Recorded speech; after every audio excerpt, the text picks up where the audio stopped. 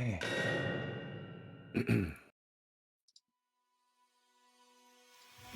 A wise man once said, "There comes a time when few must rise against many. When the tides of history shift inexorably towards change." The same man once said that revolution comes not in one wave, but in two. There is always a first push, a first shift against the rising tide. And when it inevitably cracks and folds and falters against the wave of forces and systems and established precedents beyond their own power, it can only be but so long until a second, more powerful wave of the believing few rise and grow until even the many can be overtaken. The question becomes, is this rebellion against the light, this war against the crusade, the first made to be crushed only to give hope to a future generation, or the second meant to make that great change? I believe we will see oh so soon. Good morning, afternoon, or evening, depending on time zone, ladies, gentlemen, and all those in between and beyond that binary of the internet. Welcome back to the Lights Roleplay. More specifically, welcome back to Against the Light. I'm your host, Young Foxy. I'll be here for the duration of the stream, but much more importantly than me, I have these four lovely people all around me. So please, in the order that I call you out, I'm gonna do it a little bit randomly. I don't know if I feel like it. Tell us who you are, who you're playing tonight, where you can be found on the internet, and today's question. Where does your character fit in the machine of war? What are they doing to best find themselves prepping for the days and the battles ahead? Take a minute, cook on it, think on it. I'm done stalling. We'll start with Meg. You would. Yeah, I know. Hello, everybody. I am Meg Mysteria. You can find me as such on every platform, outside of TikTok, but TikTok is sacred. We don't want to watch that shit posting. Oh. Tonight, I'm going to be playing... Well, then you know what? I'll tag Neon Lights Roleplay later. But tonight I am playing Lydia Evermore, our resident house historian. And as such, the way she fits in this myriad as we start to prepare for all-out war, she functions namely as an advisor. Her role is, for the most part, right next to Naori, tracking movements, making predictions, and aligning units, communicating with her fellow house members, and, if needed, take to the field herself. That is an important question to ask. We'll get there at some point tonight, but when the time comes, you will all have to wonder, do you take to the field yourselves? Think on that one. As we swing ourselves right on around to Tate. I was expecting to go first, honestly. Hello, everybody. My name is Tate Washburn. You can find me at kinda_writing on Twitter and other places. I don't really care. Anyways, I am playing Airdrie Teravantier, a very swordy elf boy who, I don't know, has ears. I'm just sort of figuring out the whole costume thing right now, and it's still occupying my brain. But yeah, the things that Airdrie does in war, he's very much a commander of men. Like, he would rather be on the front lines with people fighting the battle as opposed to any sort of any like advisor role or overview. He kind of is a lead from the front sort of person, although I think his tactics would still be more like scouting and ambushing and hit and run if he has the space and resources for it. But still be tip of the knife sort of a deal. Interesting. We'll have to consider that going forward, but I like that answer. Let's marinate on that for a little bit as I finish my Swedish fish, and we move to Shouse. Alrighty, hello there everyone, I am Chouse. You can find me pretty much anywhere on variations of its and then chops. Just look for the dolphin. It'll make it a lot easier. I will be playing Rio Branch. No one else is allowed to have a dolphin.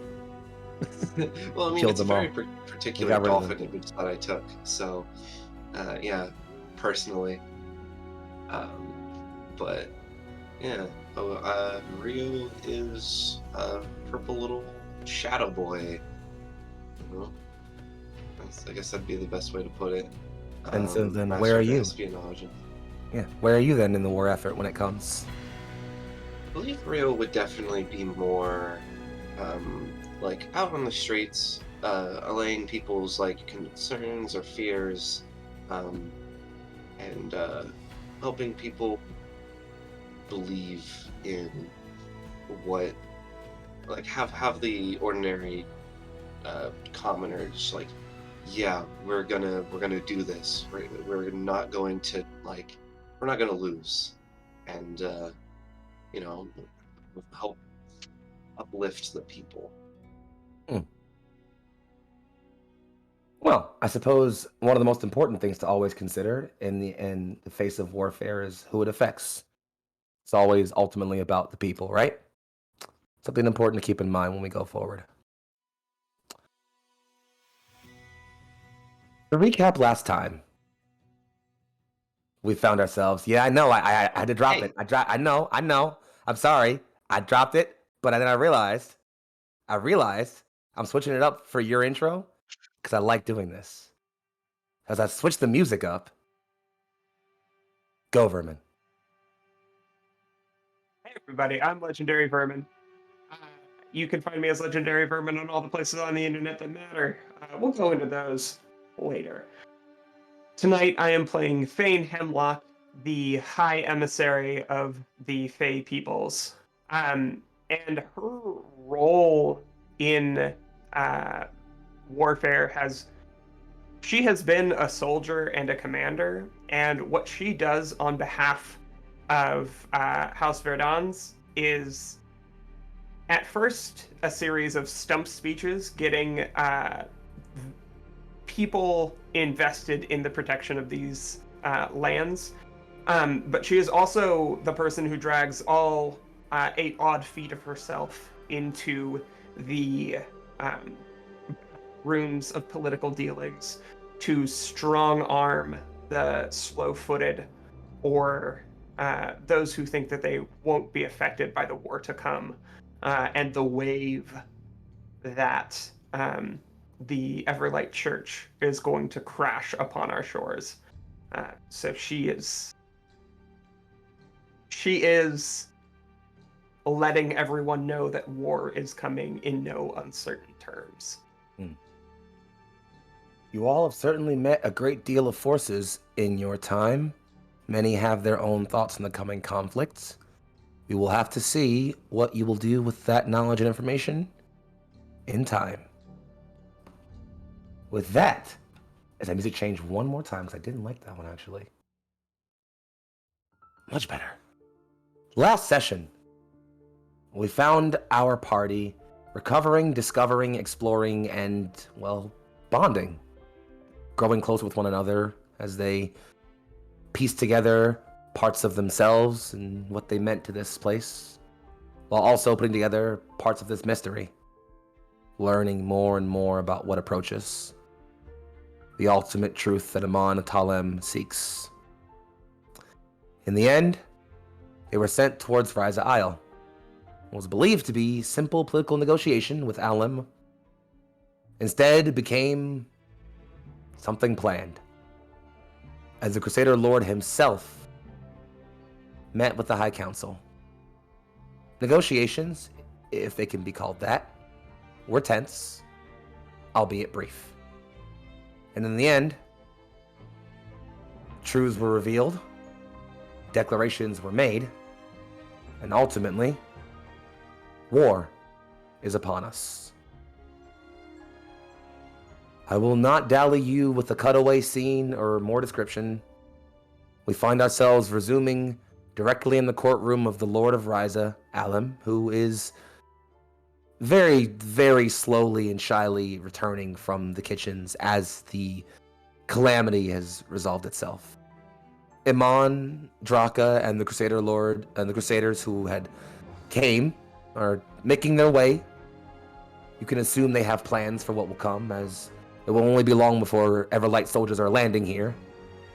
But for now, we settle into a strange kind of quiet as the High Council and the alum of the Lord of Ryza have time to discuss what has just occurred.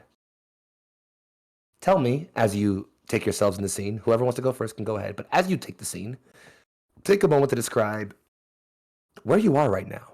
And not just physically where in the room you are, but physically on the face, emotionally in the brain. Tell me where you are right now as a character. And I'm not going to call any of you out. This isn't a classroom. Take your time. When you're comfortable, go for it. I mean, I have something if someone else doesn't want to go first.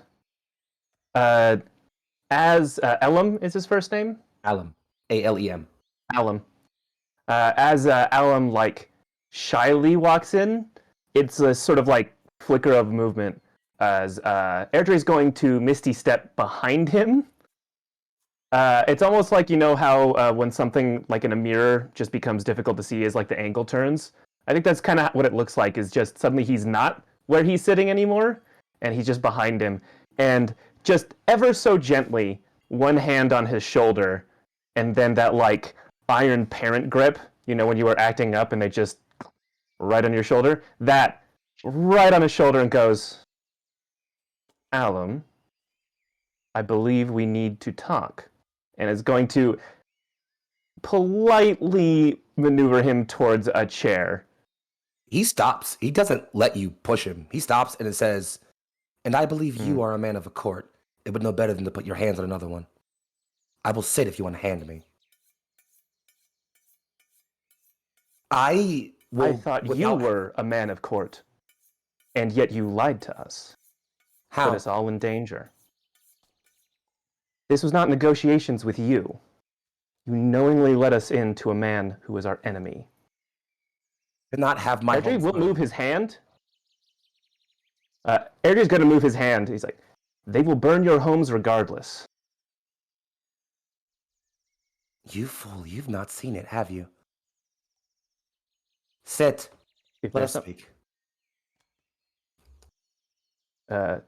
Emotionally, Airdrie is pretty frazzled, which I don't know that he like shows it very much in his face, but he's going to have a hard time actually sitting. I think he ends up like leaning against a chair, like from behind it, and just his own chair, like not someone else's. Hmm. And his hands are just gripping it. He's like, he wants to do something, but there's not something physical to do at this moment. Alum begins to pace and appears like he'll break into a bit of an explanation soon, but before we do that, I want to cut to someone else in the room and see what they're up to right now. So someone else, go ahead and pick the scene up real quick for me. Rio is picking up from last session. He's probably already standing, and he will kind of wait a little bit until at least the sound of the footsteps of Ilum and his party have Iman? kind of died out. Is it Iman or did I Yes, say it's Iman. Iman? Yep. Ilum's a totally different person. He'll quietly as he can he will close the doors to the chamber that they are all in, and kind of Go ahead. and he'll take a seat and begin twirling a knife, a very particular knife, and this one has almost a kind of like a green line following the tip of this blade. Let's keep cutting around. Go ahead. So, after her show of defiance last session, I think we get. I don't think it's anything said out loud, but like there was water probably prepared in like jugs and stuff, and after she checks it for poison, she pours herself. Fane pours herself a little bit of water, and the camera shows her claws like gripping tightly and the water trembling as she brings it to her lips. Guess that leaves us with one. Where are you right now, Lydia?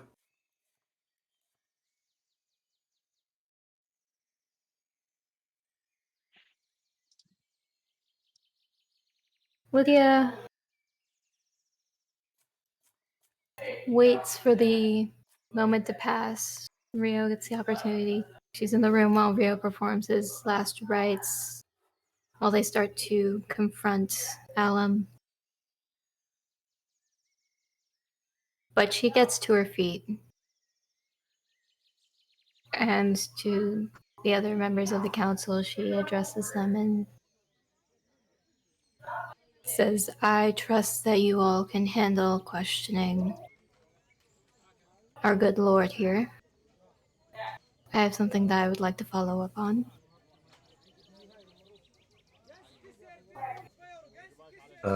Alum just nods and says, 2 of my guards will accompany you throughout town. I sense tensions are still a bit escalated.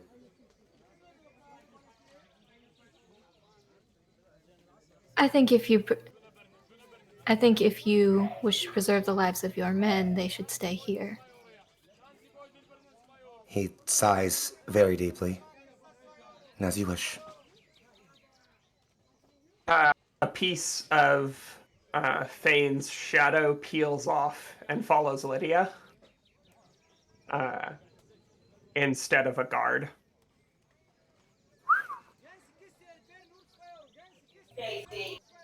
Well, if no one's stopping you, Lydia, you're free to leave. And she leaves the room, and after passing a corner, maybe through a shadow where nobody else sees her, she vanishes.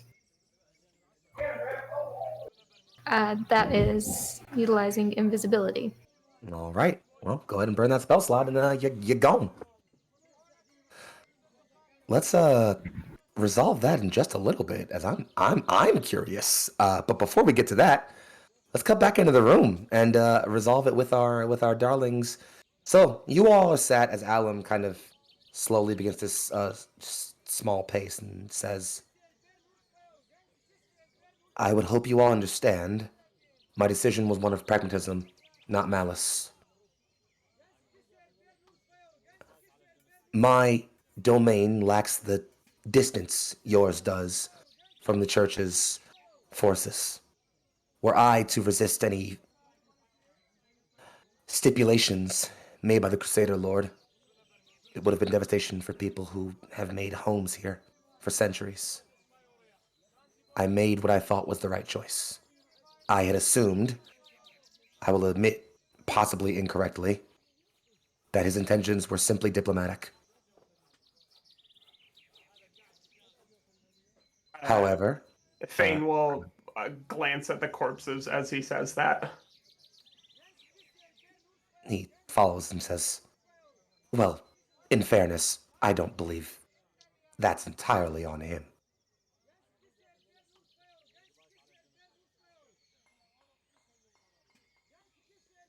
You were saying. Edre's gonna sigh and make a gesture at the same time of like, go on. I do not wish this war to come to pass. But it is not a luxury for me to wish for such.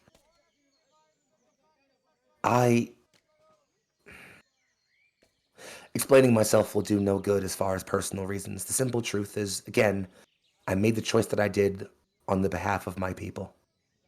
And you all have made choices on behalf of yours as well.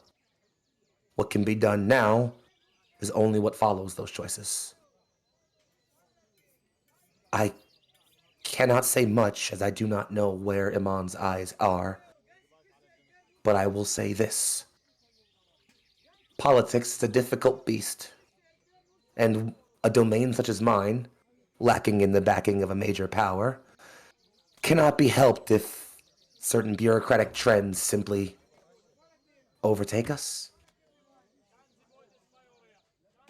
Am I understood? What have I not seen? From where I stand, it seems you're making a deal with a madman and a dictator. So there must be something else. I did not take you for a coward or a fool. Sure it goes. He did make the right decision, as weird as that may sound. He simply does not have many of the resources that are needed to even be a thorn in the church's side. If he were to stand up and speak and even try and fight, he would just simply be swept aside under the burning fires. But I do have a question. I will answer to the Do you best of have my any ability. plans of resistance, or is it just rolling along with it?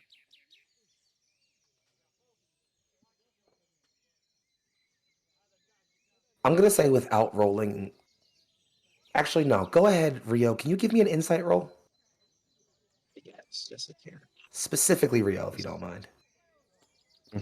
Let's see, where's my character sheet? No, I pulled it on a different tab. Cool. Open. Bada boom. Six. Those Insight. birds are outside, but I forget that I have Sirenscape birds on. Yeah. Really throwing me for a loop there. I was very confused for about 10 seconds. That is a 19. 19's a big number. We like those.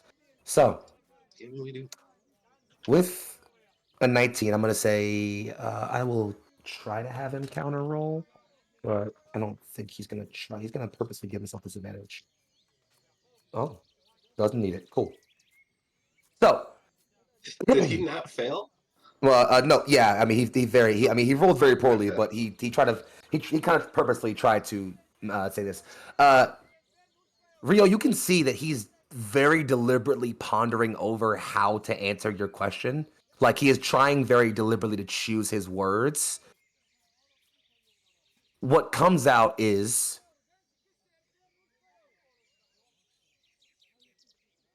when the Crusader Lord approached me, he informed me of the logistical difficulties of managing a crusade on the scale of his.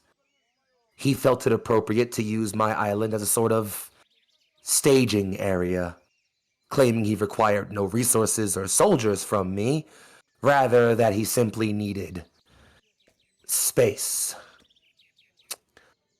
I have done the best I can to offer him everything he needs, and absolutely nothing else.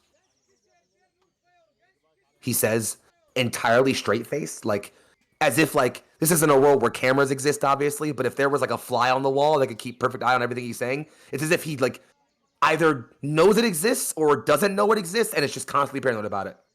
But he is very straight-faced telling you that, as in like, no, with the 19, I'm gonna say the impression you get is that he doesn't know if any of even your comrades can be trusted to not rat on what he's saying to Amon. And so he's trying to deliberately pick his words so that if anything he's saying gets back to Amon, he has deniability. But you can tell he's very, very deliberately picking his words so that he can do that while still giving you the information you want. Okay.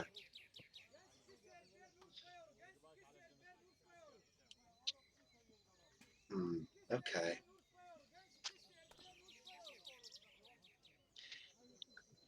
Why would I don't know, this is I guess it would be more of a player question, but like why would we tell Amon like if he had any plans of sabotage? Like I that would just mean, hurt us in the long run. assume that he's paranoid about being scryed on. Yes. Basically. That's effectively what it comes down to is like you wager that I'm just gonna pull it back a little bit so we can get full clarity here. You wager that it seems like Amon Talem of God's Rest has eyes just about everywhere. There are so many people who are reporting to him or his other bishops that he's not sure if any given person who walks by and overhears the conversation or is already in the room, as there are still some guards here in the room, he's not certain if anybody could go and talk to Amon about what he's saying.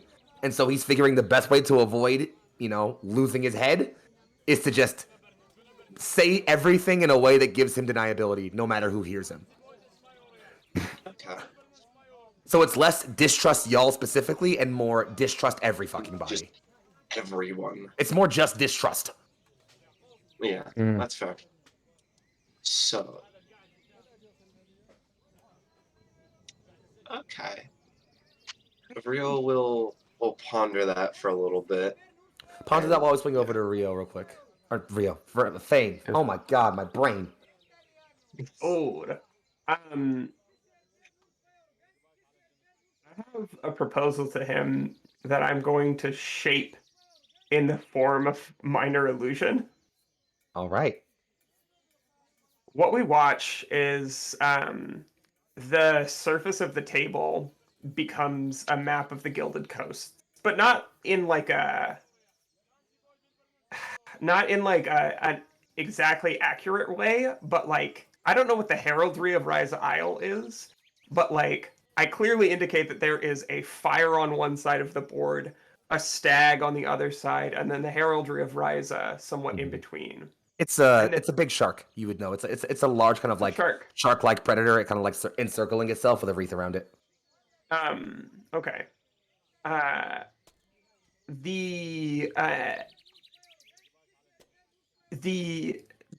tendrils of flame sweep past Ryza Isle, pouring out of it and over it towards the stag. And very subtly, a fin dives from Ryza Isle's location underneath the water. The stag begins to stamp out the flame on the left side of the Gilded Coast, and a shark bites through the like kind of back half of the fire, only where the seas would be. He stares at that very intently for a good moment. There are spears attacking the fire. There are the feet of giants. There is gold being poured over it, and there's a dragon. He takes a I also good. have a question. Oh, no, please, no, please go for it. I didn't get to what I'm anything essentially on proposing, insight, but Yeah, sorry, you can go. I think I had a sense of what you were trying to go for there, but I do want to know what that was. Specifically, food's here. Specifically, what I'm imagining is that we can furnish a battle on land and occupy their forces. I'm asking him to sink the boats behind them. Wherever they make landfall, because they're going to have to if we let them come to us, which was, as players, something we discussed in the back rooms. But like, if we break off their retreat and cut their supply lines at sea, they could masquerade as pirates, essentially, tagging down underhanded naval vessels.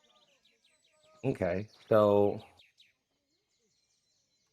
then before we get an answer, I just want to know, does Airdrie understand like the insights that were just gleaned? Like he'd basically get what Fane's doing off the spot, but am I allowed to act as if he knows that this person is extremely paranoid about everyone around him?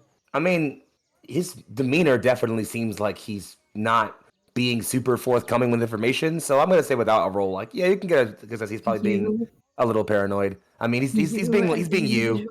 Yeah, he's an individual who is like also extremely you're looking at him for a bit. everything. You're looking at him. You're like, my son, and then you're like, oh, okay, got it. This is me, but much younger and less smart. Okay. Oh, wow, it's like a second me. Holy fuck. Then if only to give him like more of a reason to interact with this, I think Airdrie would I want to, and we don't have to do this right now, but try and figure out if anyone in the room might be an informant, just with some real good perception insight stuff. But mostly I'm going to try and occupy other people's attention by giving them a look like you better not be watching. Hold that thought. Actually, no, do that. Do that while you give me perception. Fang, can you give me either perception or insight? Insight is the easier DC. Perception would work though at a higher DC. They're the 23. same. Well, take insight then.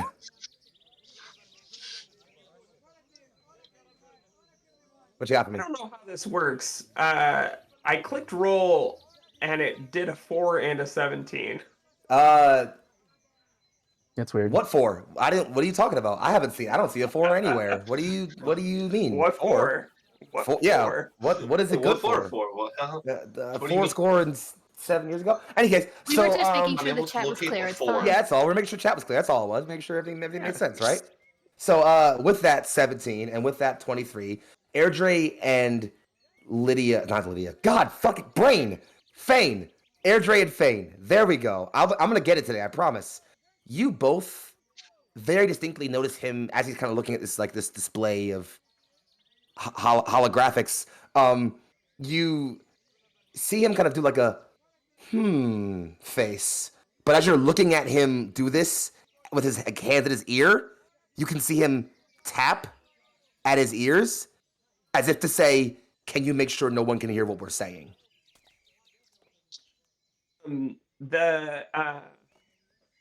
The cone of silence from last episode returns. The bubble of silence. Silence bubble. The sound be silence. A shimmer of magic bubbles. Fane, you get to stop literally like imperceptibly, basically at like the nose of the guards in the room. Like they don't even notice. Like it's complete quiet. Do you indicate to him that it's quiet now? I would do it through the pantomime that's happening. But he probably, well, actually, I would start it at the pantomime because it can make a little bit of noise. I would start it at the pantomime and have part of the illusion kind of run towards him carrying a flag as he can then suddenly hear it again. Ah, okay. That's pretty cool. I fuck with that.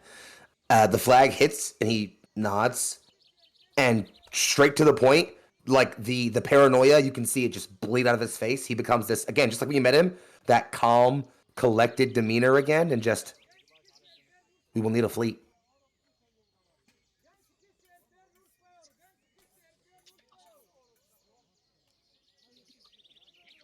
That's a question for us. Do we have a fleet? How?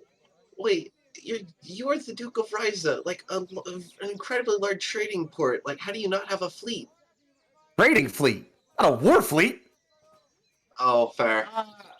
Wait, can I establish something that's probably true about a trading fleet? Mm-hmm. They either have agreements with pirates, or they have pirates in their ranks. Second note to say, there's no way in hell that that our little crime gremlin does not know pirates, right? Well, yeah, Like- he knows pirates, he knows smugglers. How about, I know so many criminals, you have I no know idea. so many motherfuckers. If they I do know a crime, at least I 3 dudes probably in a know them. 2-mile radius of this place that can kill us. You know You're saying about you bitches. probably could help him I with know that. about criminals. It's just like, here's a window break. That guy who's did that crime, I know him. That's my cousin. It's like, Yo, that dude over there, he met Timio. If you want something or somewhere, he can do it for you. right. Besides memeing, to make this moment really cool, actually, I want you both to roll history.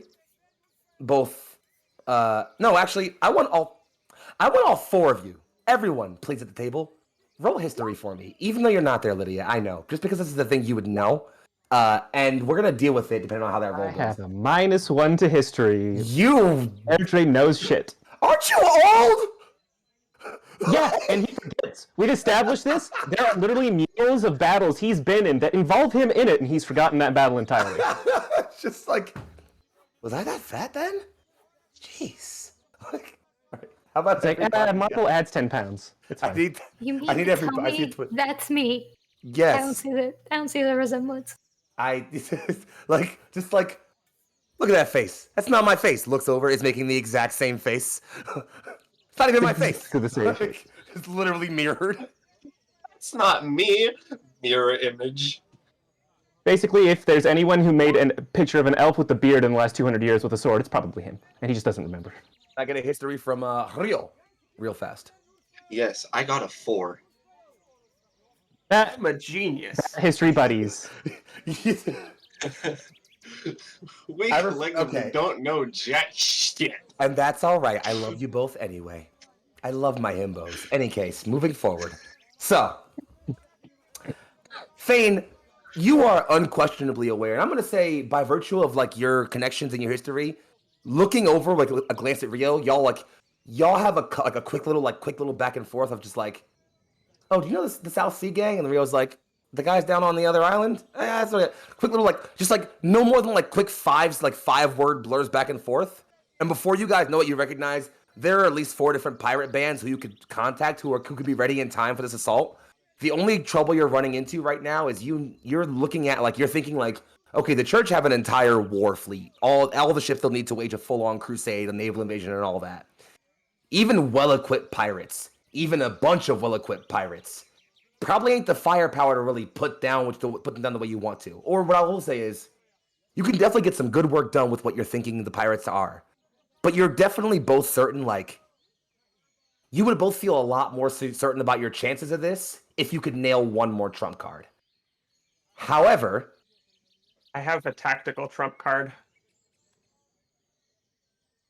say it. There's also a history trump card that is on the tip of your brain, and you're just you're so close to it, but you're if I talk to Lydia later, I know for a fact I'm gonna know exactly what the fuck I'm looking for here. I know what this is. So, historically, in regions of Denmark, one of the things that they would do is take ships that were not doing so hot, and they would purposefully sink them to create reefs. I'm sure that that Ryza Isle has a few ships that are not quite of the line anymore, that they could sail towards our ports, that we could strategically place in places where, we know not to sail. But these dumb motherfuckers who are coming in will absolutely run afoul of them if they try to, say, flee cannon fire. Okay. All right. Okay. Yeah. So, okay. I'm gonna go ahead and say, for the sake of just to make this make sense narratively, you communicate as such to Alum, just that kind of general idea, and you can see him just turning. What I say is, we don't need ahead. sharks. We need shark corpses. And I believe that is something I can provide.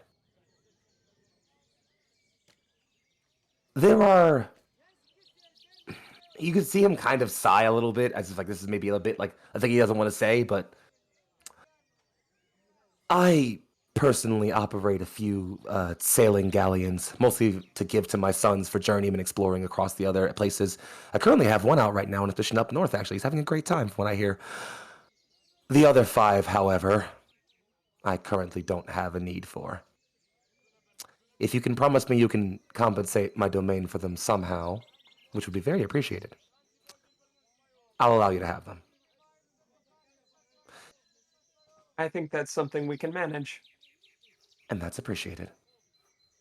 It's almost, I'm going to say you all kind of recognize that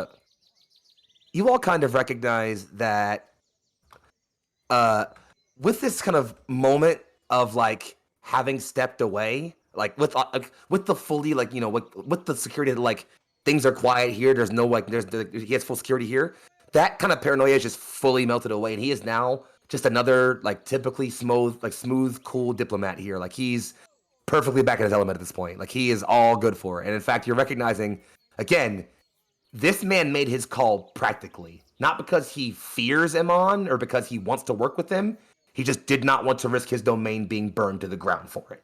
That's all very immediately clear the moment he begins to kind of relax into this. And he, again, he offers you those 5 ships with pretty much no problem. Again, he does say he wants some kind of compensation for it at some point because they're for his kids. He likes to let them go sailing. But besides that, yeah, he's happy to offer them. But I just to remind Lydia, Fane, you are again remembering that there is like something about Double this. Trump. Yeah, I know. I just hate it.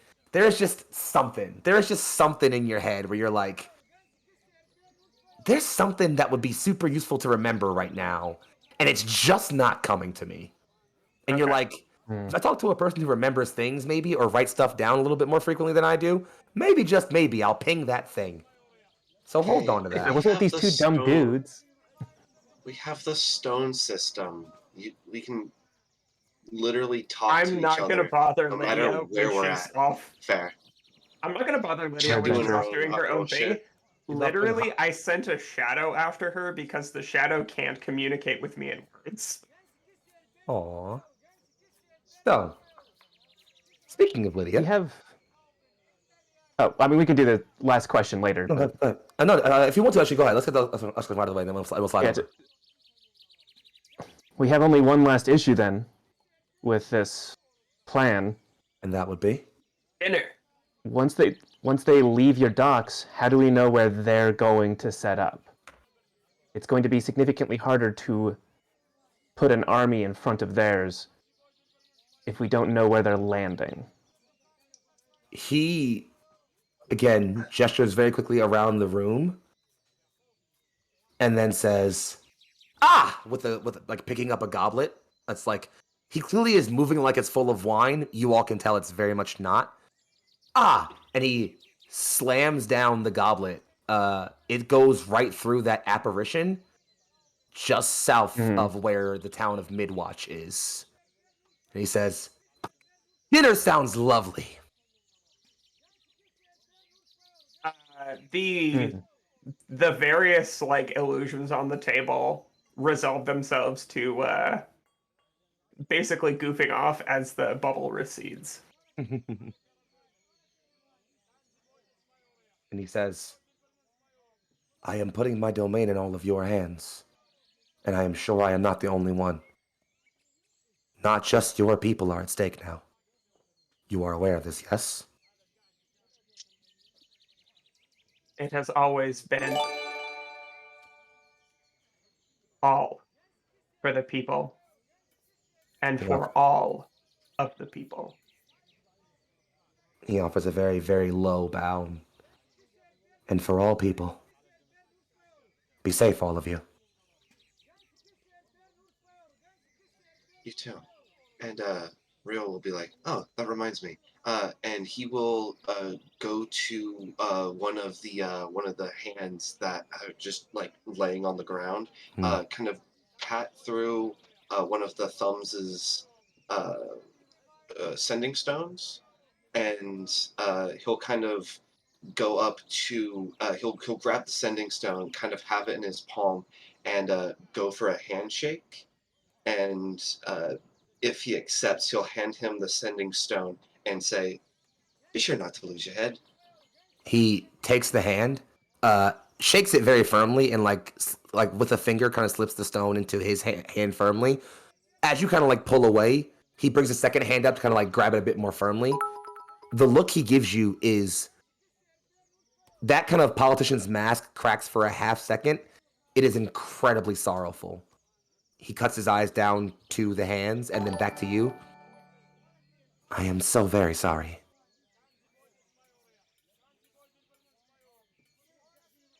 He'll oh, fuck. Ah! It is unfortunately risks of the trade, and they were understanding of those risks, and so was I. Unfortunately, those risks came to truth.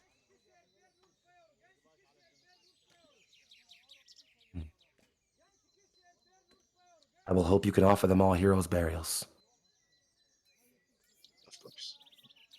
And he lets go of the handshake, stone firmly in his hand, settles back in, and just, looks over to his servants. Again, kind of indicates with a bit of a wave, kind of like you can bring down the bubble.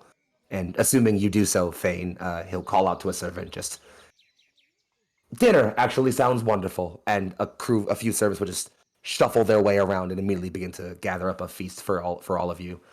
As this happens, we'll follow a servant through the door as the door moves, as each servant moves through it. As the last servant moves through, that door swings back into the camera. We cut to black. Let's find out where Lydia is, huh? What's up, babe? What you doing?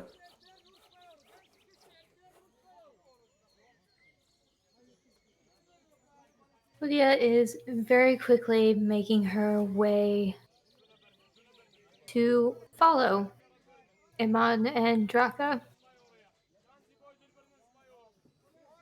I see. So, okay, give me a second. So, the first thing you notice is, again, the two of them leave the castle immediately. No question. They both head out. They make their way to the courtyard and stop at the courtyard gates and then turn to begin to have a conversation. Is your plan to be within audible range? Yes. As you make your way in, you can see that they're quickly just discussing some simple things. Iman says to her, just, I will return to my sanctuary and pray over the coming things. There is much to be considered. You should head back across the bay over towards Kesser, rally the troops, and prepare for our movements. These dogs expect war. Drakka nods.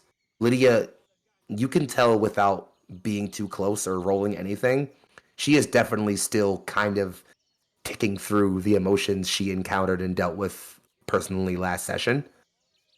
She nods and just, of course, my lord, if it is your will. He kind of brings up and puts a hand towards her face, moves hair a bit. You are concerned, he says. Merely excited for the blood to come, my lord.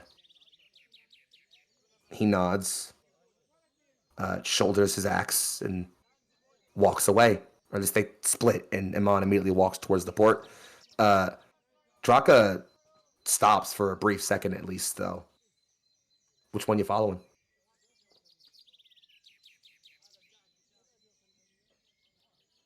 I have direct business with Drakka currently, although I'm going to see about trying to keep an eye on tracking where Iman is going. As he mentioned returning to his sanctuary, I want to know where that is, and I think I can get the answer from her. Well, sure. Do me two things before that happens. One, roll me Arcana real quick. Okay. As you begin to think, like, I want to keep a little eye on where Iman is headed at before I go and approach Drakka.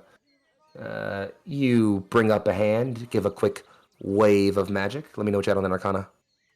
22. A small... No, why don't you go ahead and tell me. As a small sort of sentry creature of some kind appears and will follow him along. Tell me what it looks like.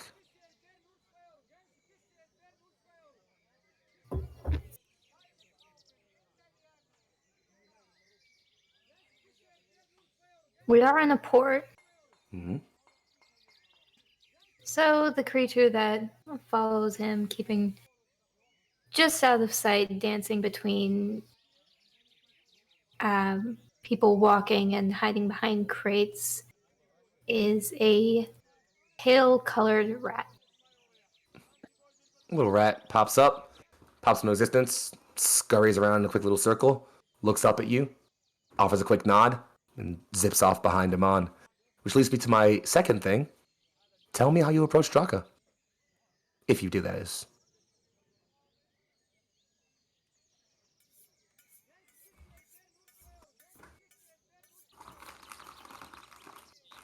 She will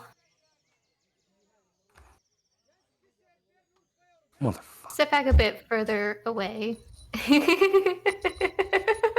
I didn't even fucking realize. She'll step back and almost as if she's set back in an overhang again, once again, like a shadow or something where she can't be spotted, and let that invisibility drop. And watching him on till he's out of sight, approaches Drakka directly.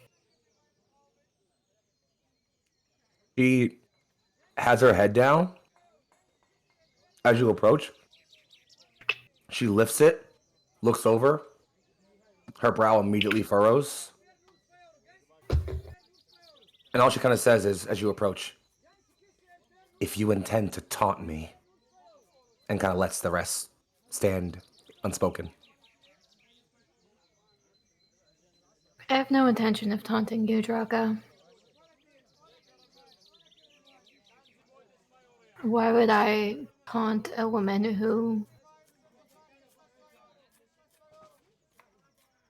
is experiencing such pain and turmoil in her mind? Who finds joy in that? I know of some who do. Your sympathy will earn you little. Why are you here?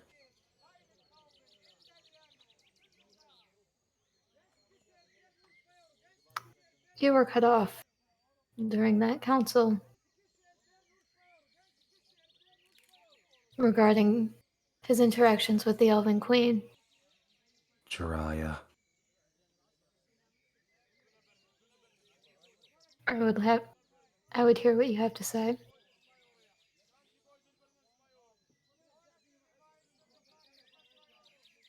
The Lord is nothing if not a master of understanding people. He recognizes that to lead a great effort, to fuel a crusade, one requires not just a cause, but an image. Make no mistake, the commoner is not unaware of Iman's temperament. His relationship with the Elf Queen, or rather the illusion of it, allows him to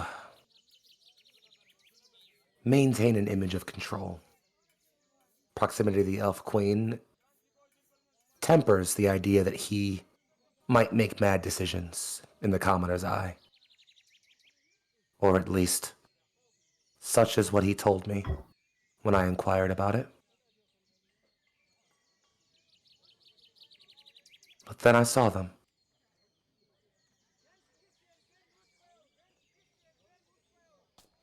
Do you know how long I have served my master? How long I have fought beside him?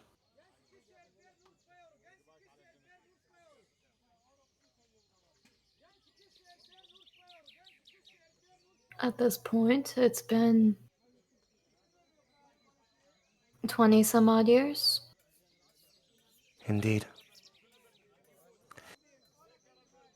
And do you know that in all the time that I have served him, all the victory I have brought him, all the blood I have spilled in his church's name, I have not seen him smile for me but once. But that elf, that woman, it took her 7 minutes.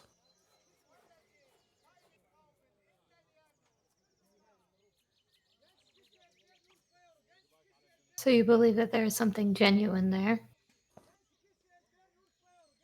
I believe he wants it to be. But that is not the reality of the situation. I do not know if reality matters to Amon anymore. It may not matter to him, but it matters to the rest of us.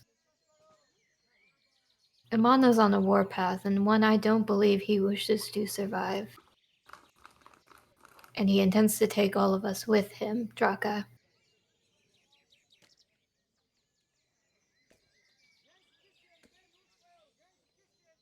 You think him that mad?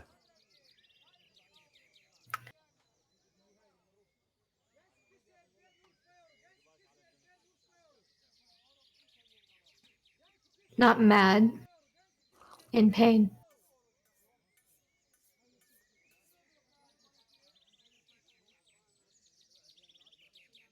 And say I believe you.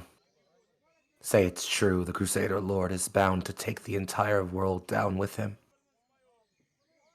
What would you have me do with that information, Lydia Evermore of House Vairdans?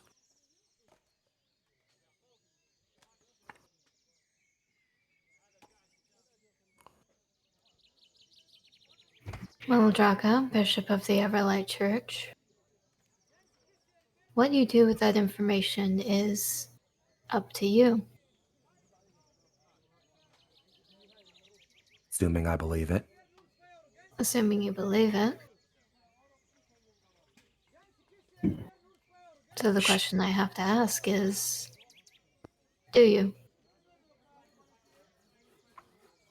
She cuts her head away. Full-on military turns her body away from you, very formally saying, I'm leaving this conversation. But before she does, without turning back, you always knew him better than me. And she starts to walk away. Do you know what he's holding over the Elven Queen? That's what you wanted to say.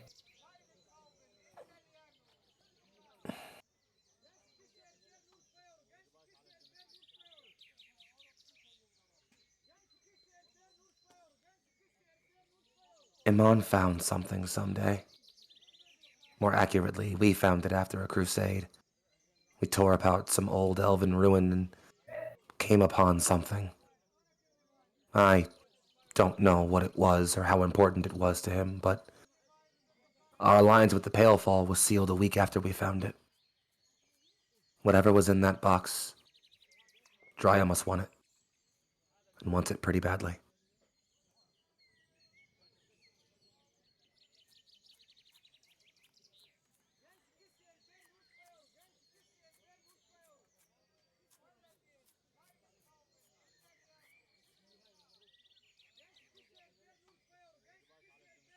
Her directive was to return to Kesser, correct? Mm-hmm.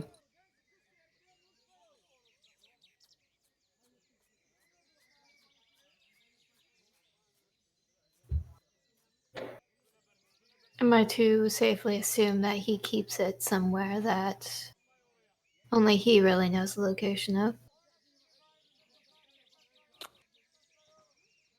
Iman is many things. Above many others, he is haughty. His sanctuary is atop the cathedral in Everreach. Only he and his elf queen have seen the inside of it. On the many nights they've shared there. She says with a lot of anger in her heart.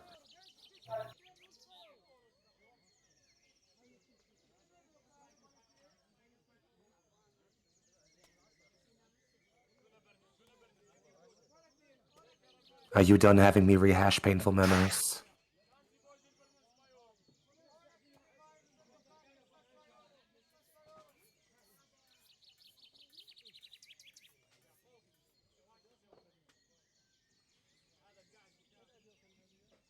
I will inquire once more about your resolve.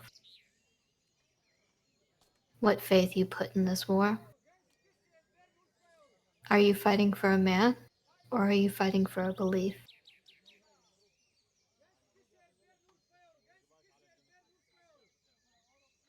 I once believed those two things were the same thing. Now I don't know if I have either.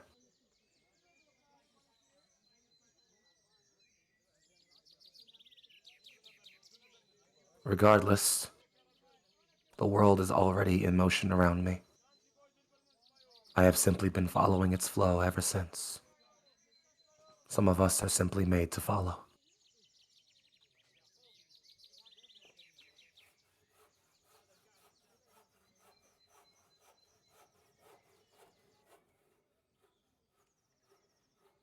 No one is made to follow. They either choose to follow or are broken.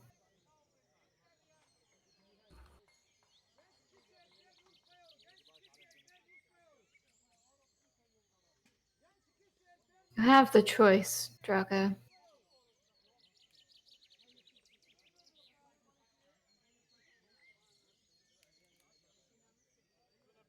Choice.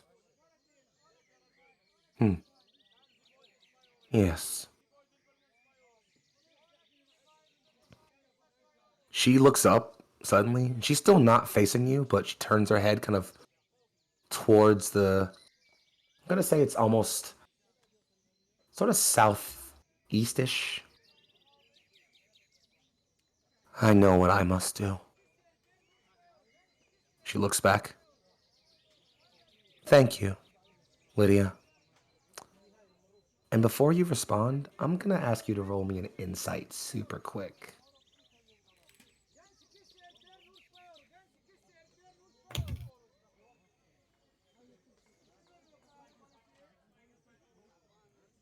That one is a 21. Good number. Give me un segundo while I roll a die in response.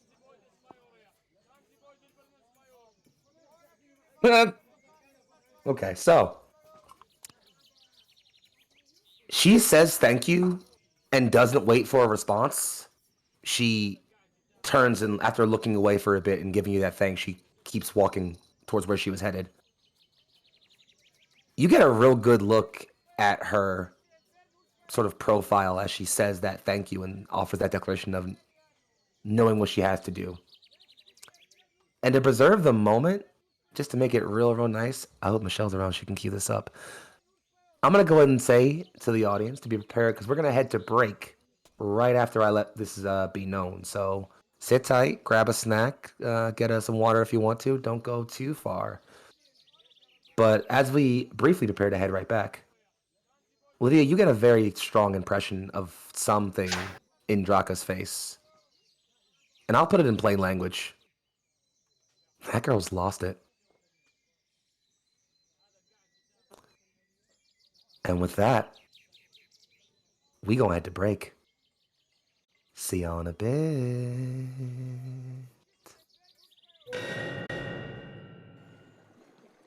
We resume our adventure. Having discussed with Alum of Ryza, most of the High Council came to an agreement and a plan for the war to come. Another member, however, made, let's say, a house call. And in doing so, might have set some things in motion. No, I can't say a house call. Is that not what I can call it? I can't call it a house call. That's not. You feel bad about that? Well, I'm calling it a house call anyway. Sorry. Look. I apologize The for. meme. Listen, Like the doctor? You know, yes, exactly like that. Actually, literally entirely that. In either case, we now find the party regathered. I want to assume each of you is... You know what? I'm not going to assume, actually. If anybody wants to question how or why, where Lydia went or anything, you're welcome to do that to her directly if she chooses to answer. As we get ourselves back into the scene, we find ourselves back aboard your ship. It was, after a quick check from your over-paranoid elf ranger general, confirmed 3 times over that no damage or sabotage was done to the ship. After a 4th check, just to be certain, you all set sail. And you find yourselves quickly making your way across the nice, pristine seas of the Gilded Sea, making your way back across the west towards your home. There is a sort of peace, perhaps maybe the last bit of quiet or calm you will find before you are surrounded in the hive of intrigue and bureaucracy that is political discussion, and then rapidly afterwards thrown into the even more cacophonous fire of war itself. And so as we settle ourselves in, just as last time, please take a moment to tell me, as you take the scene, where you are on the ship, what you're doing, and well, whatever you want to do, go ahead, do the thing, loves.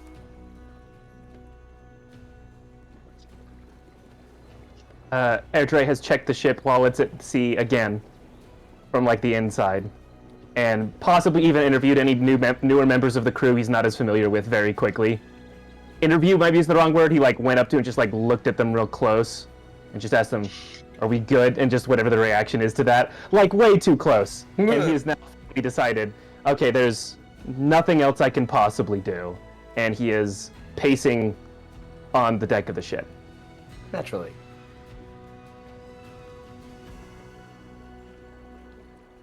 Anybody else around doing anything particularly interesting right now, or? So Fane is going to have another like conversation with Lydia on the back of the boat after swooping about and doing bird shit. And I think she initiates this one. I'm confident that given the way that ships are built, she's way too uncomfortable below deck. So like, if they're gonna talk anywhere, it has to be above. But yeah, she's probably like knocked on the porthole that's closest to Lydia's cabin from the outside, and invited you up. Yeah, guess we'll go ahead and throw it over to Lydia then, as you notice your fellow High Council member doing a bit of swoop and making their way over to you and offering you some space to speak. I'll pass it over to you. Doing a swoop. Also, my ears are backwards, I'm pretty sure. I'm gonna fix that, I'm sorry. So stream can't see them. All Yeah, right, well, At all. Like your entire forehead has been cut off, and I've... There we go. all right. Yeah, there we are. Fucking animals. There we are. That's the Shut up goal we're shut up and looking role for. play. Leave me alone.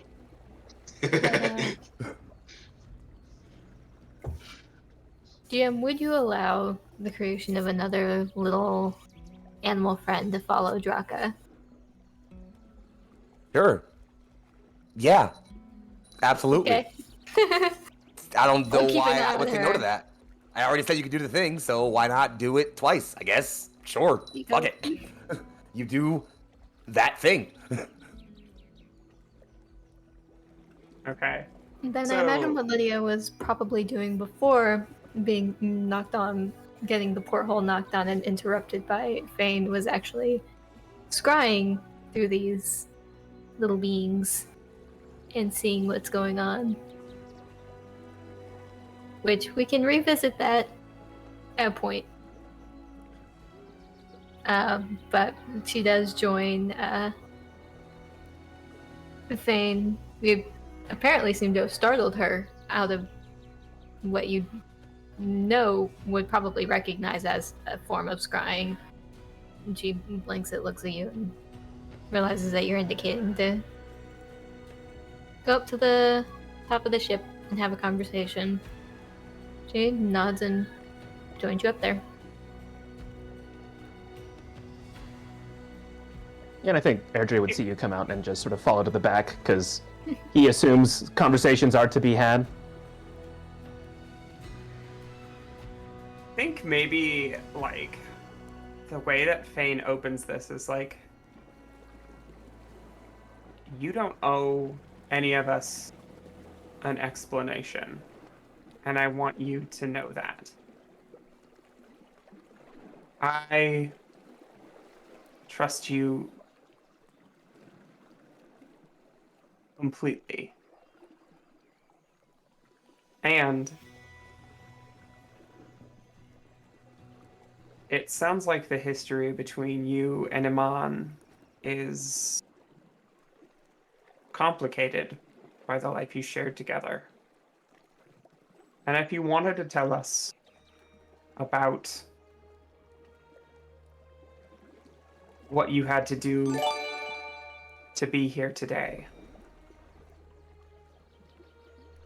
I think it could ease your burden, and I, for one, would listen without judgment.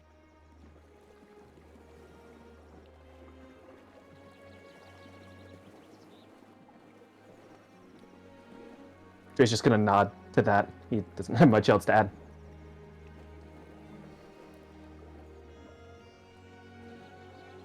Where has Rio found himself at this point? You read my mind.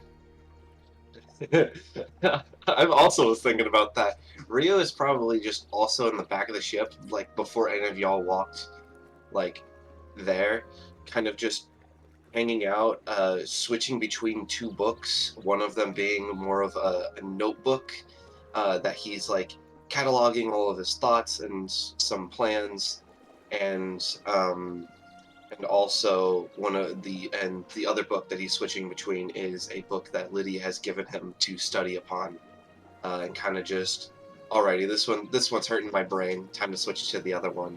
And he's Use magic probably 101. within earshot. What's up? Magic for babies. Magic for dummies. But yeah. You see little notes that RJ wrote in there when he read that book. Most like the deep magic to me. I was This never makes no gonna sense. read. It's not magic So, like- for dummies. It's ye are a fool, and yet ye can learn of magic. That's very sorry. good. That's grammatically wrong. Thou art a fool, and yet ye can learn of magic. But Something about being grammatically incorrect is funnier, though, actually. Yeah. it's establishing that yes, Rio is kind of in the same space. He is able to listen and contribute.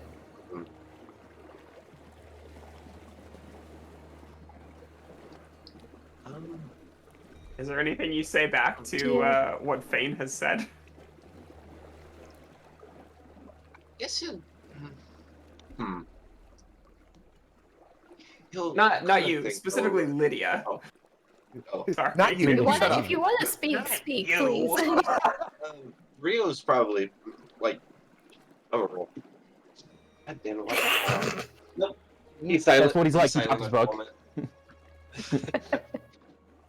He's just kind of like paused in his motions, kind of just like his idle animation has stopped, and he's just listening.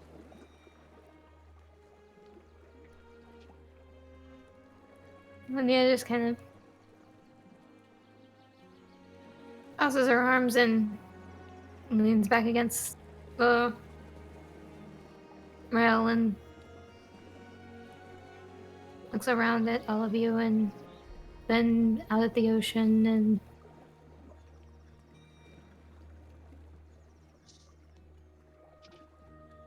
sighs and says, "No, at this point, I think I do.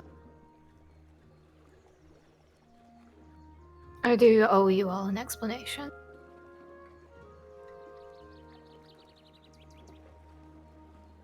You have put an immense amount of faith and trust in me, and I do not have the words to express how much that means to a cold, dead heart like mine.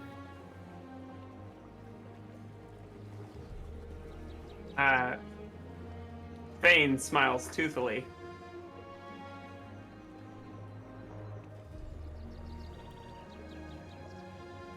I told you I was. RJ doesn't understand the metaphor. Oh, sorry. No.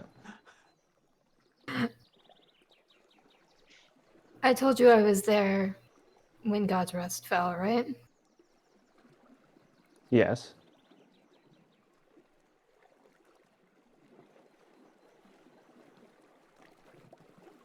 We'll start from there, and I'll explain why this relationship is so complicated.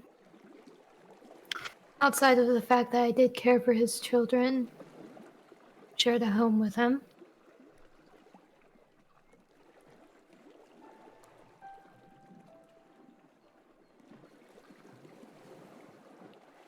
when the calamity happened in God's Rest,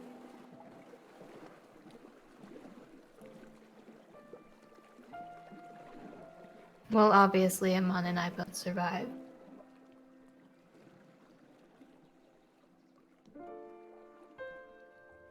How I survived, he was lucky, or if you asked him, blessed. myself is because of something that I have really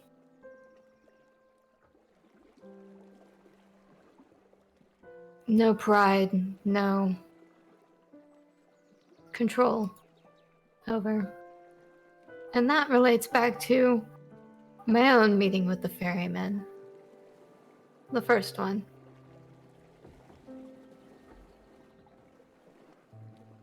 I use ferryman simply because that's the term that you associated with Dancing the Brink of Death, Rio. But it was definitely not the ferryman that I spoke.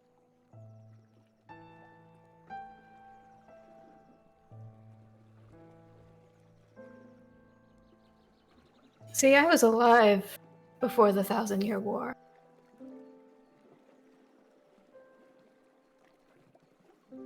I lived through it.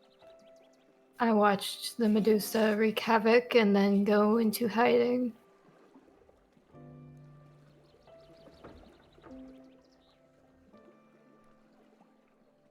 But before that,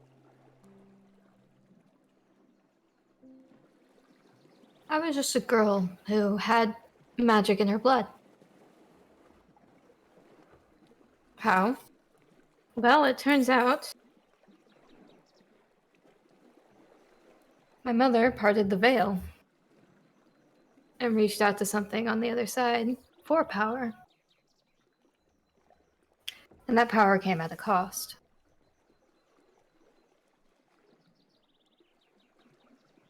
The deal was that she would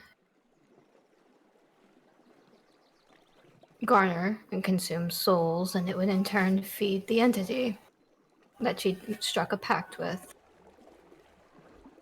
And that would lend her strength and eternal life. But it drove her mad. There was a point that she killed me. That is where the scar comes from. When I passed through the veil and met him, I was given a choice.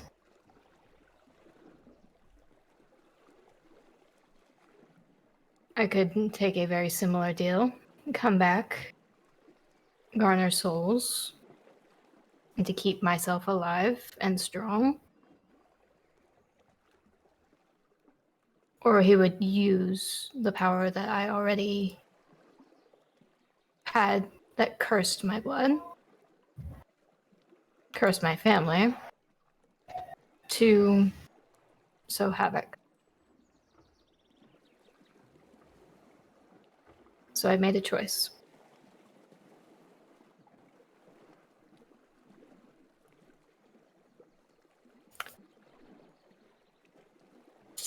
And since then,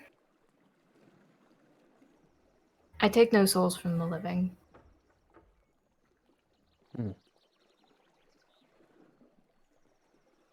Those that have passed and have long since been buried or lost their way.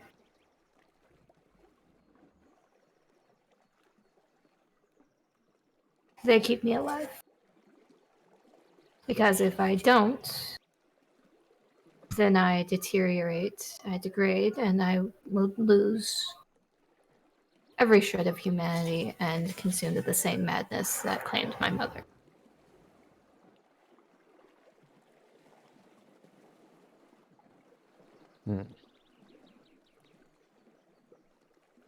Why does Amon think you killed his children?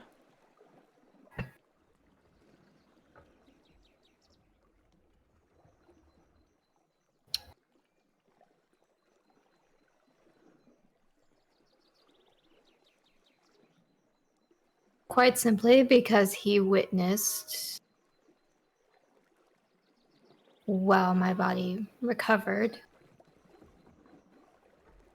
in order to do so, it took the souls of all the dead that were in God's rest. while I did shield his children and we ultimately all ended up dying, he witnessed their souls be taken.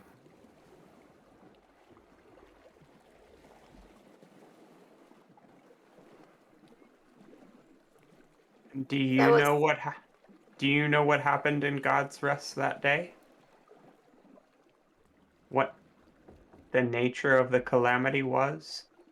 I assume it has something to do with his passenger.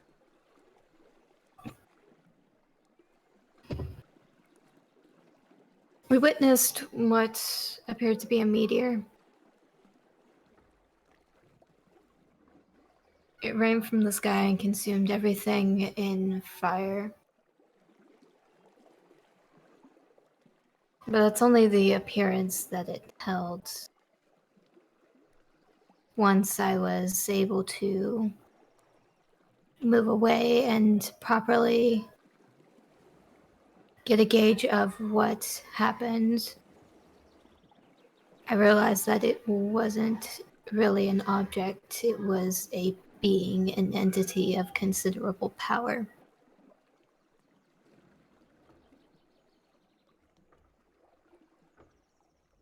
I have been keeping an eye on the church, I have been keeping an eye on him, watching this being because, while,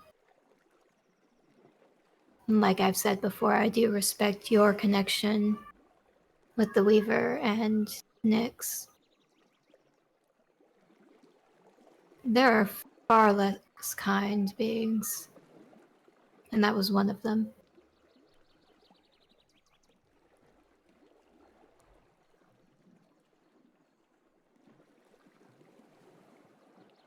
It was quiet for a long time before he started to really push out on this new crusade.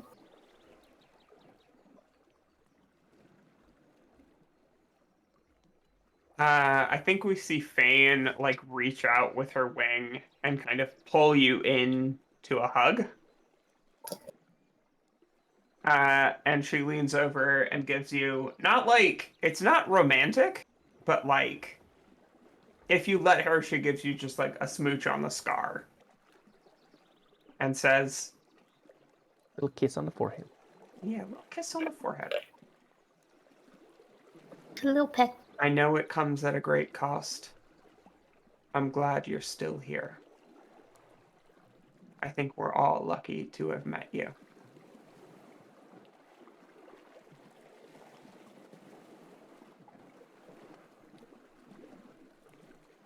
Hmm. Yeah, I don't know what Erjo would even say in this situation. He's just like, there's like not much to add. I think all he would be able to do would be like to stand closer and like look in the same direction as you two. Like he doesn't have anything to say, but wants to like be clear that he stands like with you guys, and that's like all he's really got.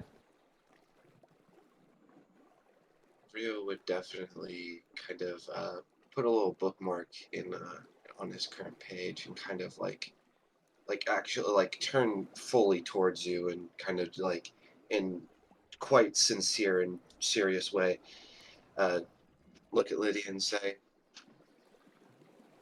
I used to ponder at night what exactly you were out of just simple curiosity, but the more I have spent time with you, I have realized it doesn't matter in the sense that you are just simply you. And it does not matter if you are a goddess in a human form or a demon from Avernus. I trust you, and I trust your judgment. You are my friend, and I would not hesitate to kill for you. Fane will pull the other two close. And I think she does like it's the smallest version. It's all she can manage, but like for a moment, she like pulls the energy of the ley lines into this embrace. And you all hear the way that she experiences the world through the magic of the ley lines and the song that they sing to her and the way that she can pull on them. And we've talked, I think, in chat alone about the weft of the world. And it's as much as she can manage, but she spins a small thread connecting the four of us.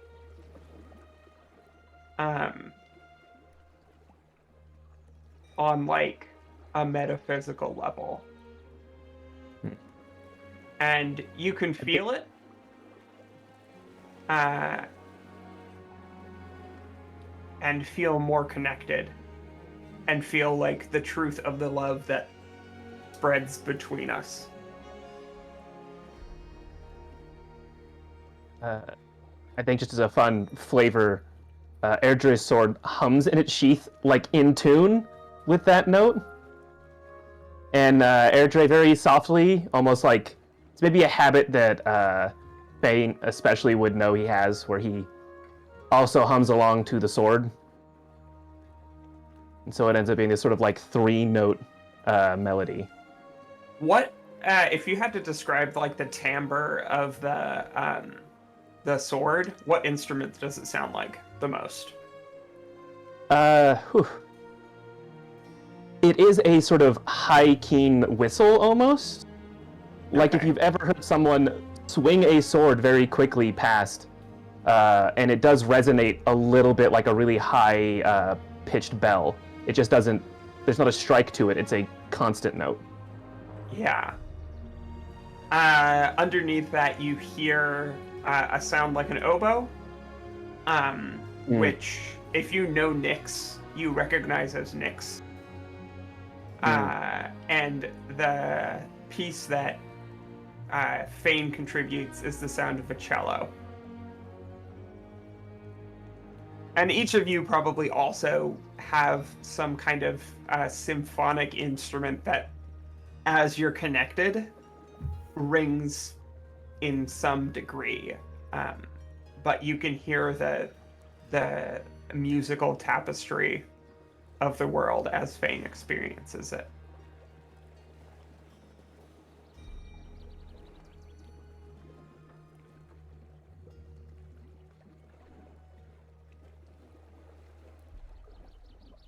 There's nothing more to add.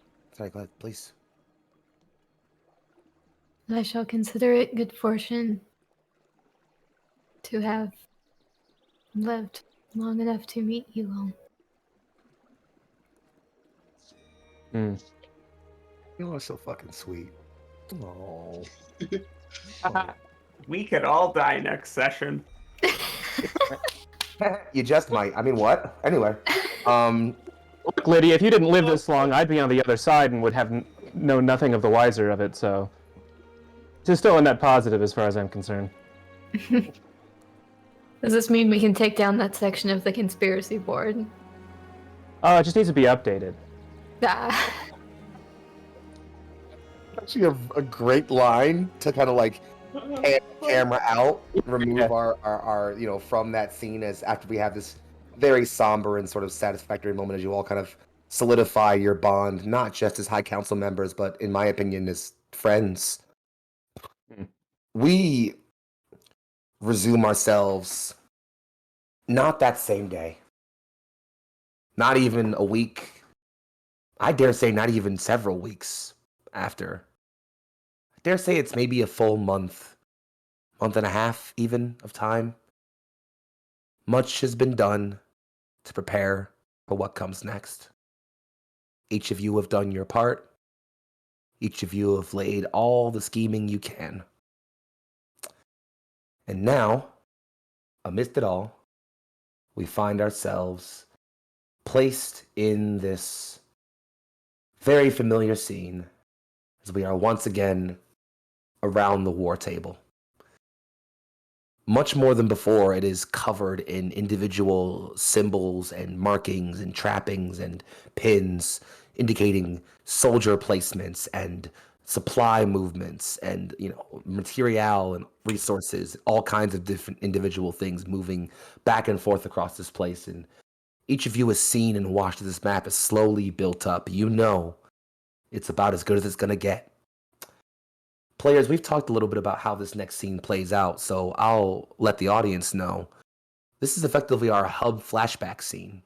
Each of you will play out the intrigue in the same way it plays out normally, with you all making your actions as your domain and me making them as the Everlight Church.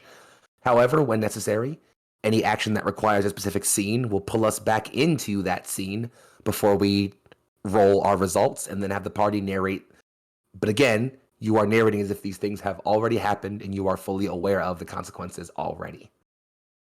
That makes sense, everybody? I almost want to say roll some initiative because it seems like it's really important, but that's not how this works here. So let's just scene set instead.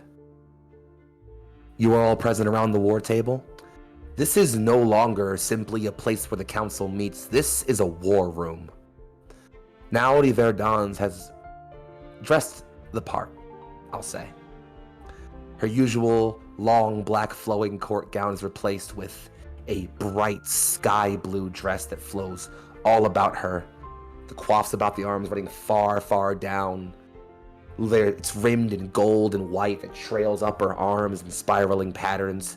You can see almost the impression of that elk like beast that is the House Vairdans symbol. It begins in white at its body, but at the top it turns into literal decorations of gold ornamentation as shoulder pads of the antlers go up from her sort of shoulders on either side.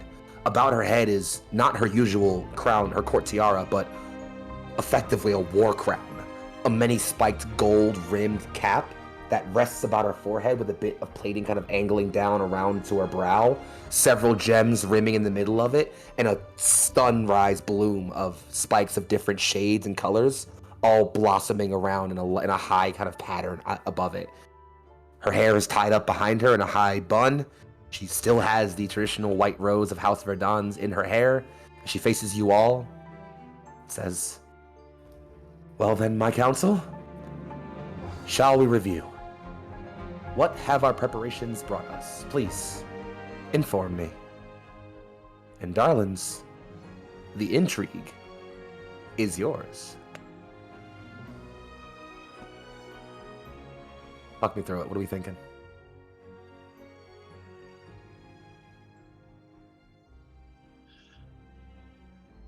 I'm thinking I have not been paying attention and have not typed my notes in the domain sheet. Uh-oh. Oops. Uh-oh.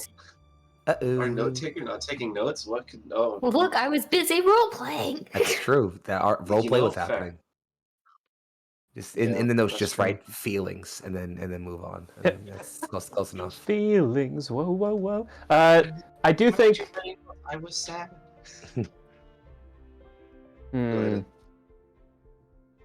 No, we definitely want to get a few more units, probably from allies. Although did we ever use the one prepare the steeds action? Do we want to try that? I feel like the other diplomacy things maybe should happen first, of trying to get the giants. I feel like Fane would probably do get the giants, right? Yeah, that seems Okay, the most but- likely, as she was the one who led those negotiations.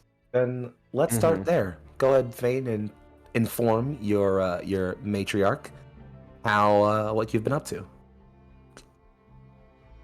We had an encounter with an encampment of giants before the confrontation with Iman, and it occurred to me that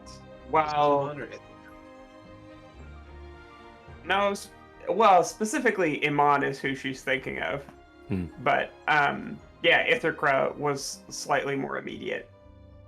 We had a run-in with some giants before the confrontation with Iman, and in the week since, I thought to myself, Iman will bear the entirety of the human and near-human kin down upon us, but he doesn't have access to the strength of giants and giantesses. So I made attempts to reach out to them and secure them to our cause. We opened up with a treaty back during our initial meeting, and I called upon them to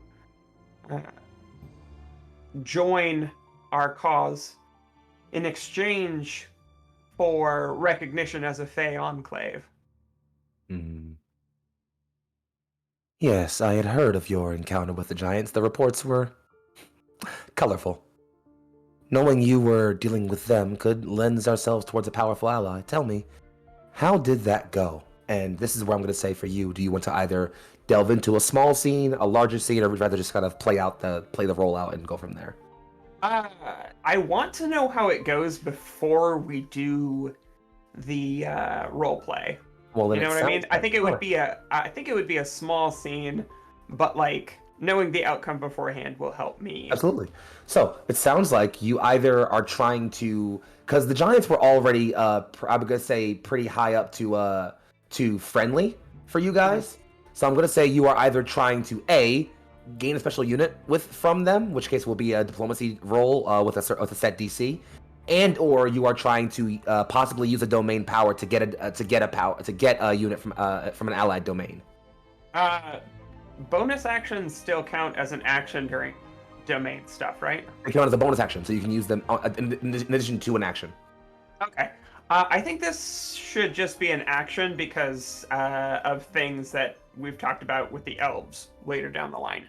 Sounds like a plan. In that case, I'm gonna go ahead and have you give me a diplomacy check, meaning it's gonna be a D20 plus your domain's diplomacy bonus, which if I can look up real quickly is 3. plus 3. Thank you. It's also going to be if you have proficiency in either insight or persuasion, you can add a plus 4 to that. Yeah, it's gonna be the persuasion, so D20 plus 6 or 7. Sorry.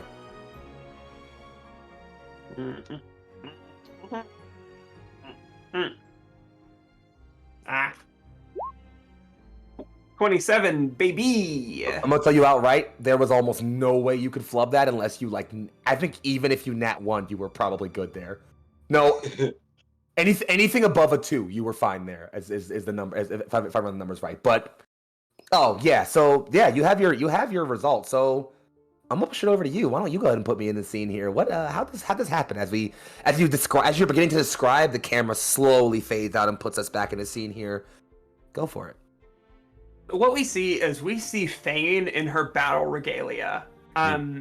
She is they call her epithet among warriors is Battle Strike. She's called that because she not only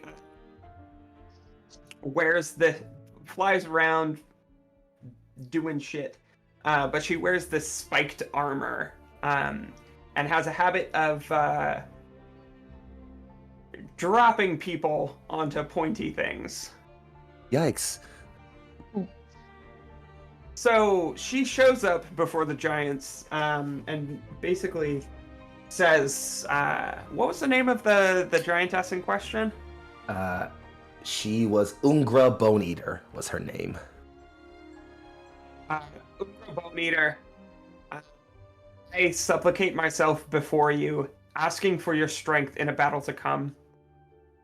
A man sails across the sea with an army, and he looks to put all people on our continent in a pile of ash. Your warriors are mighty, and I don't doubt that you would find a way to avoid this conflict and protect yourselves. But we, the small folk, need your aid and your support. So, I got something in my... Oh. Take your time, not a problem. Hate when that happens. Right in the middle of saying something cool, too. Right? And what she does is she basically, Because we have like a harpy division, right? We have aerial warriors. Yes, you definitely, unquestionably have. You have your wyvern riders. You have them. Okay, so what she does to help convince them is she's commissioned a either very large scroll or a magically woven tapestry, illustrating the armor that the giants would be outfitted with, and those spikes that traditionally Fane and her people like to use are built into the giants' armor themselves, along with like clubs that can act as like they have a divot in them for throwing boulders. So they're kind of like, it's like cudgel meets sling. Yeah. Fuck Like a lacrosse stick that you crush people with. Like a lacrosse stick for murder. I so like a lacrosse stick then, yeah. Yeah. I think kind of as we get the camera panning back and forth between the very stoic face of Matriarch Ungra Boneater and the plans, slowly zooming in on the spikes, back to her stoic face, and then the club back to her stoic face, and then just like the armor overall back to her face, which she, has a giant tree stump she's working on. Real big puff. As she exhales, that face breaks in just a wide smile. And she leans forward, looks over at her own shoulder, which you can see she has like a spike or two. She kind of just rolls it a bit. You think good.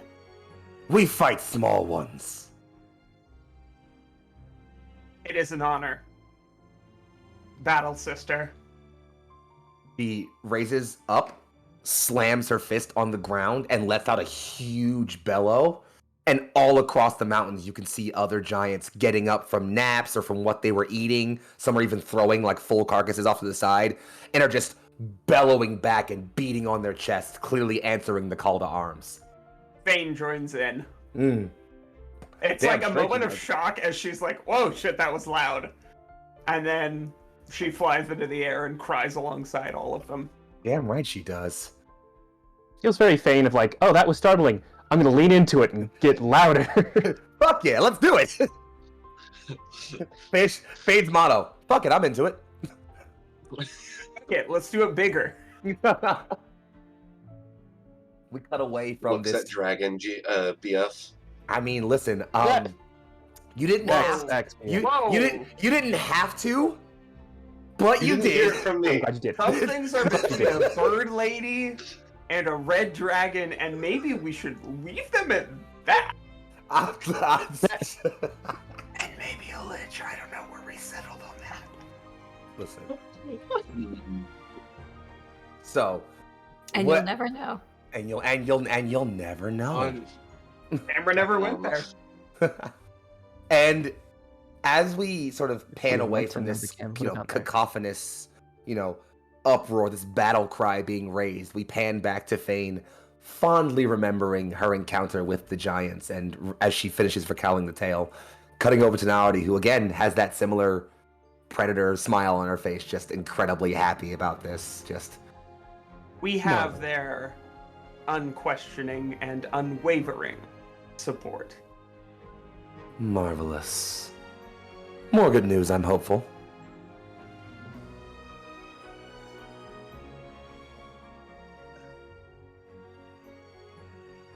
Pass it back over to y'all. Go ahead, please.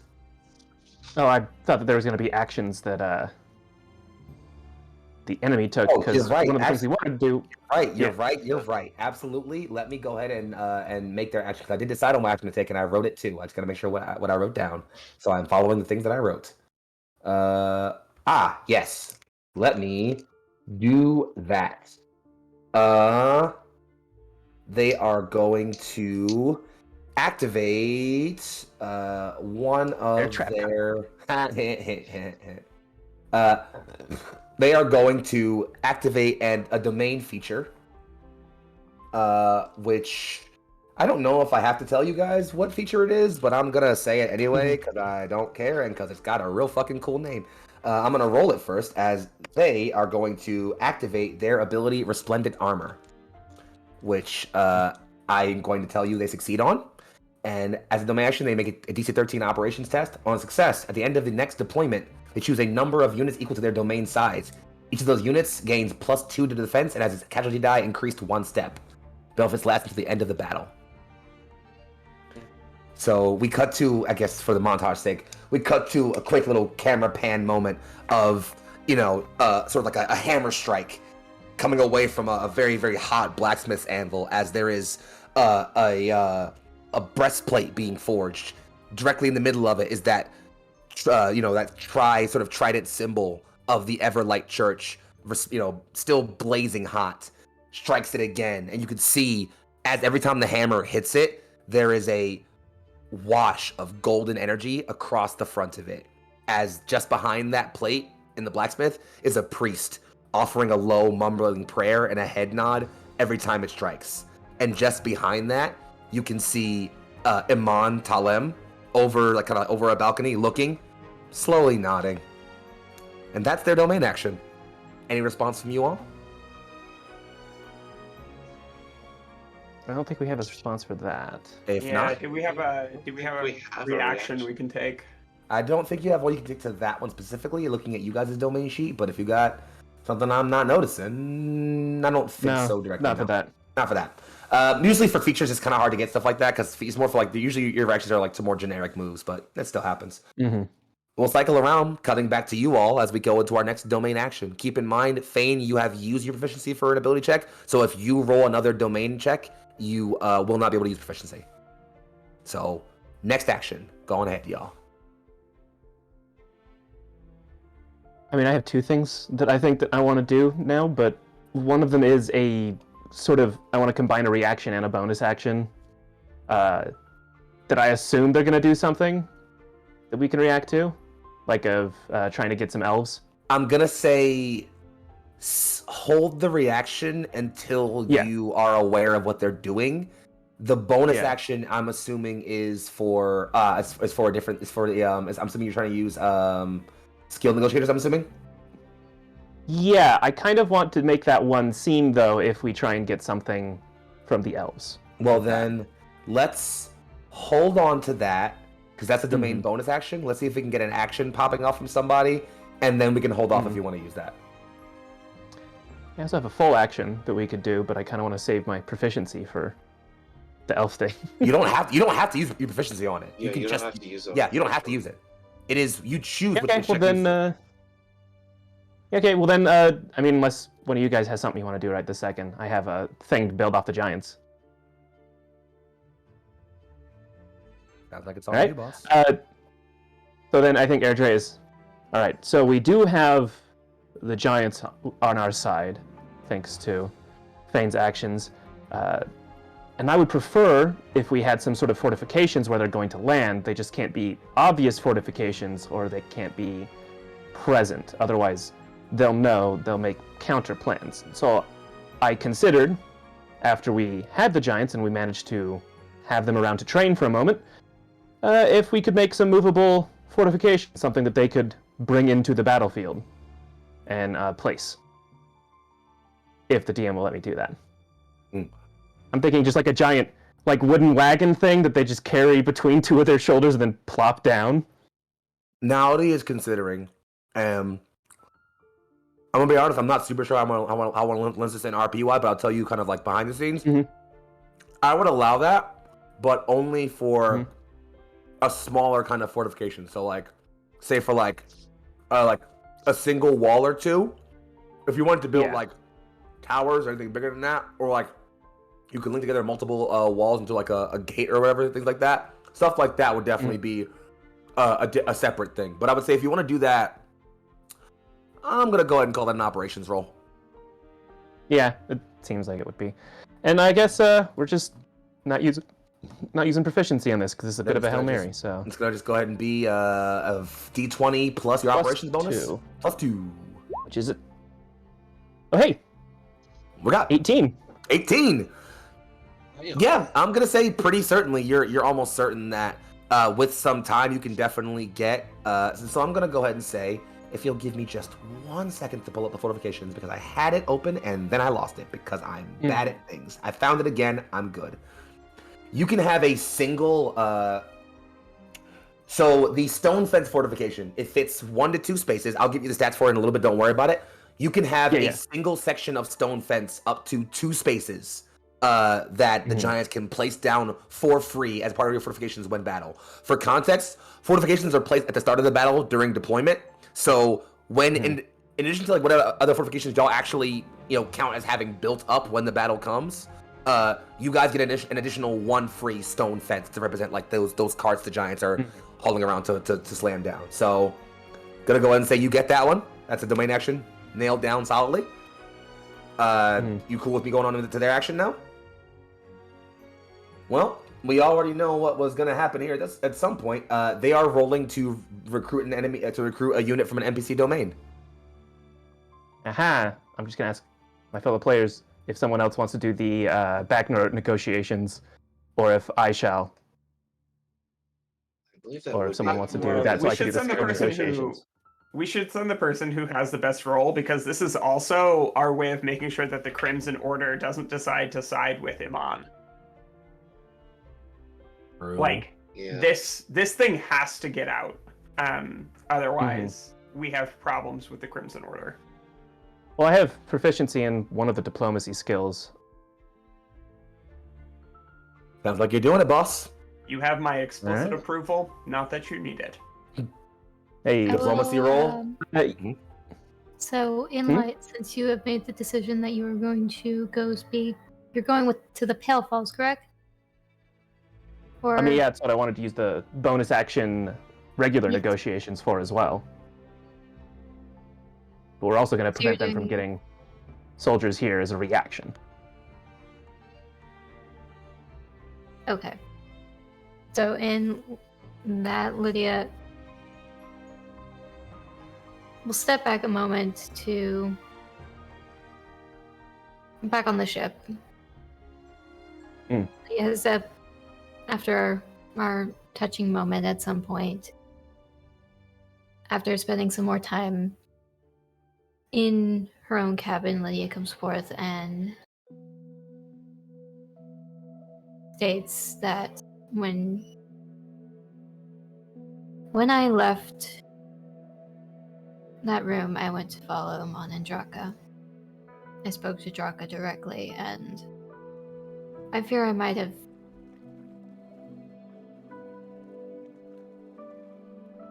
started something that I hadn't intended. She holds a significant animosity towards the Elven Queen because of Amon and the Queen's interactions.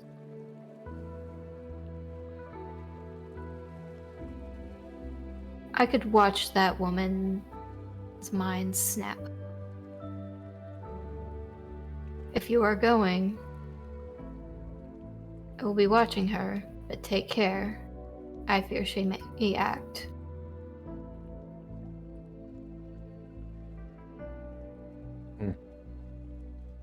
Well, thank you for letting me know. I don't know if I hold much love for my former queen much any longer, but that will at the very least give me a certain edge in negotiation. And so, yeah. I guess, we're assuming that the units they're recruiting from someone else were from the elves. Yeah. Maybe that was a bad assumption. Right, I mean, you're allowed to assume it. Yeah.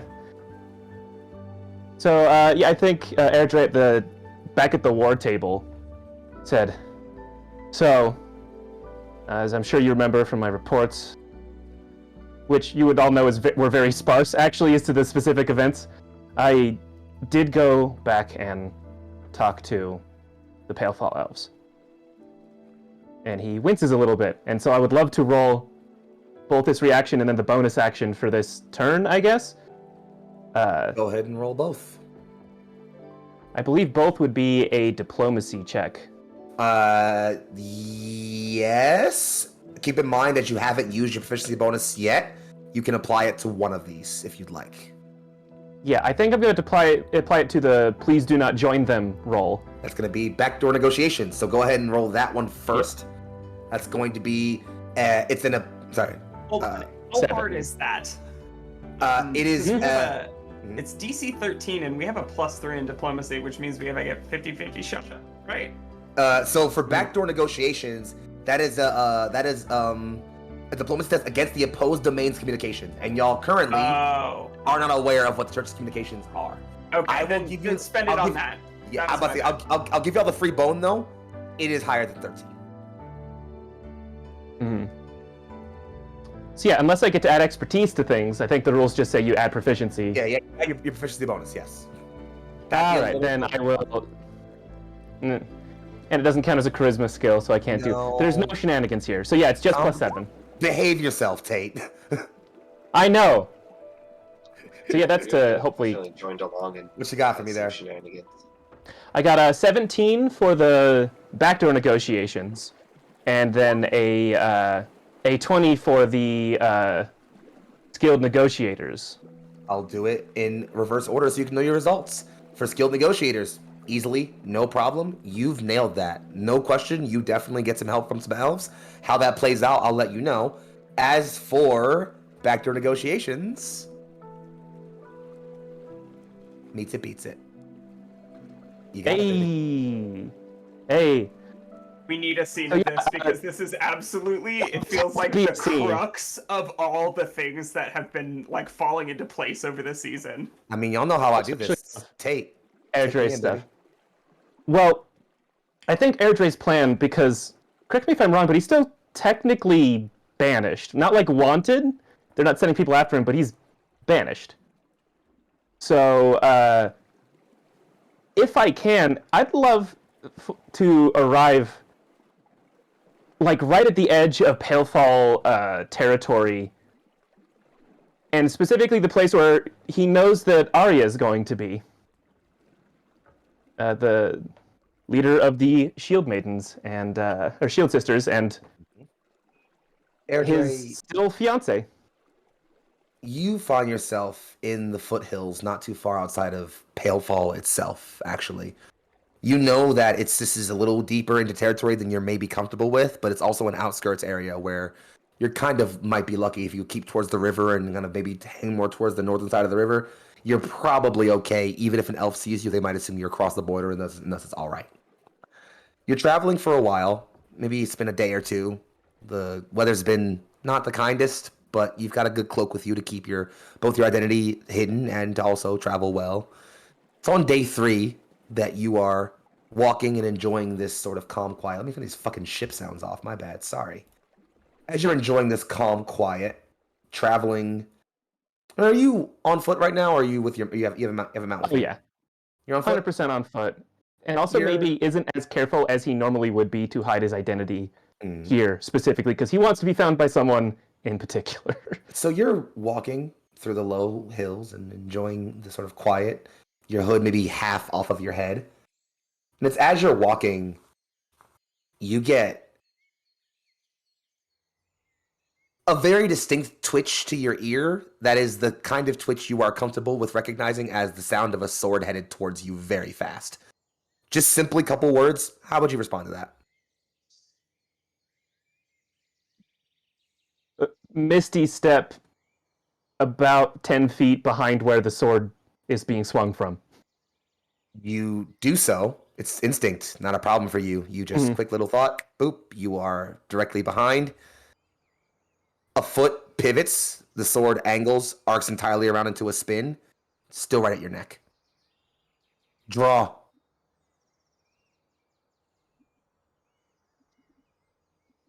I would prefer not to. I'm here in a diplomatic capacity. The camera cuts over. You haven't lost a single step. The camera cuts over to Arya's face. There's a smile that you can very clearly tell is not exactly the most friendly and welcoming, but is also very clearly not violent or malicious, as you compliment and just says, "And you have A few. Draw. There is a clear softening in her voice at the last word.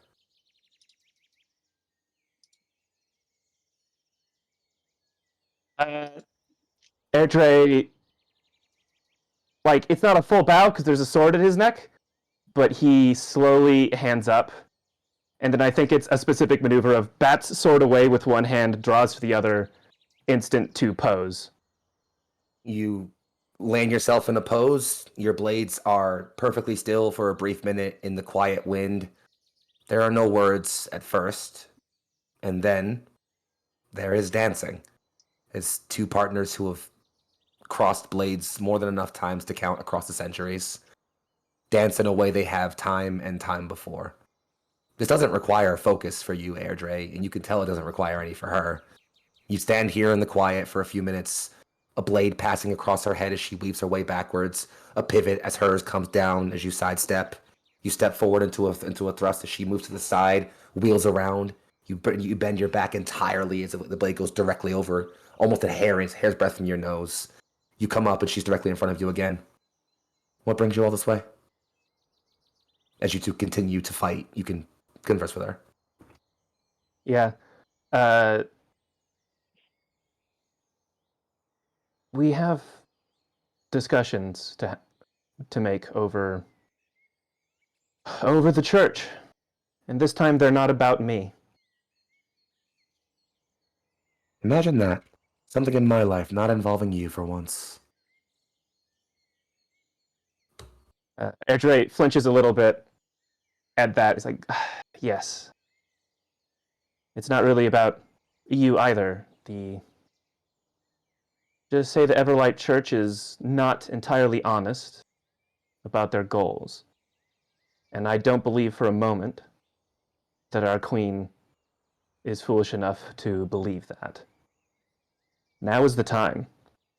I think there's a pause. Airdrie has to do like a complicated maneuver where he like tosses the sword to the other side of her and teleports to it in a different fashion. And just, yeah, and I'm really hoping that I can have an audience with her. A safe one. As you kind of finish that teleporting maneuver and like kind of come down with another attack, she just does like a sort of like pushing of herself forward, but in doing so deliberately kicks backwards and dust and sand get blown up into your face. You definitely don't recall her doing that a lot before.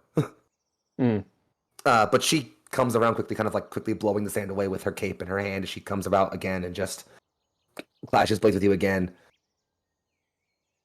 You are asking a lot of me.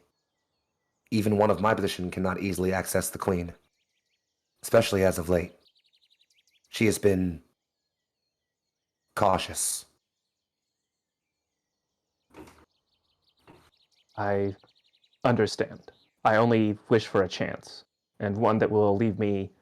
I think Airdrie looks at the position, sand in his face, is like, and a chance that will leave me relatively unmolested. She stops, kind of like sliding her blade down until your kind of pommel or your cross guards meet, locking in, and kind of pulls in a bit closer. Unmolested. She once overs you. Shame. And then she pulls back, spins the sword, and sheathes it at her back again. I will do what I can. Yeah, Airdrie, mirror motion, basically the same thing, just no shield. And I think it's like a very like polite and traditional bow. And, well, I say relatively unmolested. Let's say I just prefer not to have too many sharp things poking into me this time. He turns the other way. Shame. And then turns to walk away. Airdrie's gonna follow her. Yeah. You two travel for a bit, and I imagine share a few stories about the old times and talk. You almost incredibly awkwardly never get to broach the topic of, hey, so what is this? As anytime you try to, she just pivots away. And it's not even like subtle pivot away. It's just like you'll be like, hey, so can we talk about what we that bird looks wonderful, by the way. Yeah. And like we'll deliberately And it not let you works. pivot it back. Yeah. She's a better conversationalist than Airdrie ever was. They are not equals in this arena at all. I'm gonna answer chat questions and say yes, you absolutely do talk about your cool bird friend, no question. Oh, for sure. Oh, I think that I already knows of Fane because like Airdrie helped train like her at one point, and now Fane's like this equal that he probably like boasts about her. Like, yeah, I've trained someone who's almost better than me now. What have you been doing? That's part of the conversation is like who they've been training. Oh yeah, the simple response as she's like working on dinner one night is just remaining better than you, and goes back to working on food. But after a few comedy cuts and maybe a few goofy moments, and maybe a few even sort of sweet ones, we do eventually find ourselves, Airdrie, you are brought up to a large sort of. It's not a tree because a tree is not a strong enough word. It is a spire of reality, as in just a twisted spire of earth and rock and wood and maybe even bare minerals, all kind of gathered together into this twisting, towering thing that goes high above the mountains. In fact, you maybe even remember that you couldn't see it from far back despite it going so high above the canopy. But once you step a certain distance close enough, it just kind of hazes in above your horizon, like it's just was always there. You recognize this as, again, a citadel wherein, as these kind of the true Palefall Citadel. The castle itself is more just a place where the elven kind of dignitaries go and meet with their allies and things. This place, however, is actively where the elf nobility rests. The moment you're brought above it, Arya, there we go, forces your hood up over your head, nods low to the guards, and then pushes you sort of through quickly. Doesn't give you time to speak to them or them to question you. She pulls you along a wall at one point to kind of keep your presence quiet. Very slowly walks you, and eventually, yeah, I am now scare-roused. In any case, after being scare-roused, you are eventually brought towards a very large double door, which she cracks open, pushes, and thumbs her head in. You enter, she follows in right behind you. There's a throne room, kind of like a curtain in front of it. You can't really see the figure behind it, but you can clearly see there is a figure behind it. And she is in a bath of some kind, a large pool of water. And the moment you enter, Arya falls to a knee. My queen, I have brought an audience. I am sure the nature of their importance will be explained by themselves, if it is not too much of an intrusion. There's a melodic voice that kind of enters into both of your brains.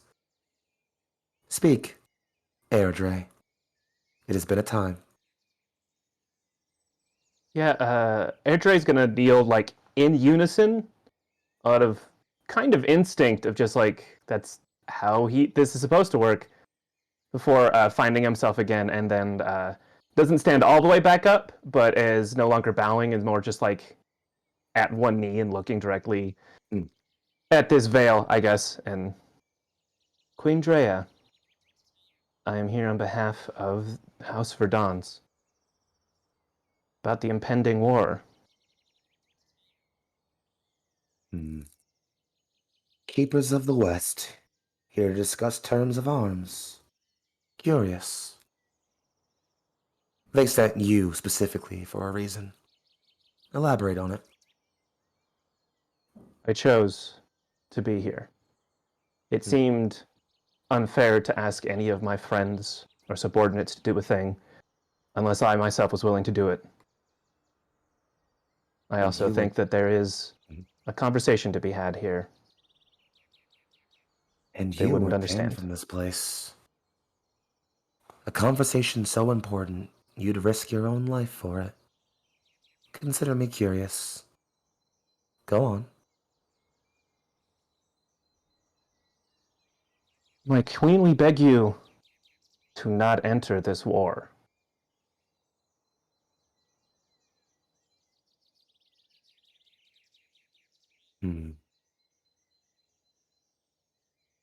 There's a long pause. Airdrie, can you roll a wisdom check for me? It's a contested one, just so you're aware. A wisdom check Let's of say- some kind, or a wisdom It's a save. It's a save, if you don't mind. Okay. What you got? 22. I'm glad that I'm a getting the high crit? rolls with these ones that I'm not as good with. No, it's a 19. Okay, cool. She crit. Any case. Ah. So you're kind of just about to speak up again, maybe thinking like, should I add a little bit more? When suddenly your brain is just lanced into. It's not painful, just shocking, like getting a needle almost, except in your brain. In the moment that happens, you just feel like a slideshow, a cascade of recent memory flood back up through your eyes, rapid fire, in moments. As you are snapped out of that, shaking your head to clear it, you can see the veil has a hand lifted just barely. And I have a quick question. Lydia, you learned about a box from Drakka. Did you inform your fellow council members of that? I did, yes. I would have informed them of Imon's sanctuary, where that was located, and what he was keeping there. That was so important to the elves. There's like 20 lines of yarn between just the word "the box," what's in it, and a bunch of other stuff on the conspiracy board. Like it almost in the map? like Airdrie, What's in the box? Airdrie, this almost feels What's in like the bag? looking at that part of the conspiracy board as like your brain shifts itself through all the images and heads, and then again, as you're back to Dry, you see it, that she has her hand waved, and she just in the voices where it's previously like melodic, like a set of strings against like the soft side of your ear, it's now like a bass against the bottom of your teeth. My tuning forks. That was my assumption. The hand slowly closes into what you can very obviously tell is a fist. He lied to me. That seems to be his nature. My queen, the conversation that I wish we would have had before I was banished is why you sided with him, why you believe him. I had hoped, as you've seen in my memories, you had a longer game, an ulterior motive.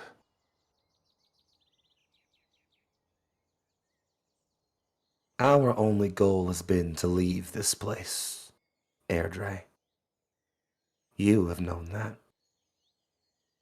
In our quest for the rest of the set, we have chosen to side ourselves with those who would allow us the most autonomy in this mission.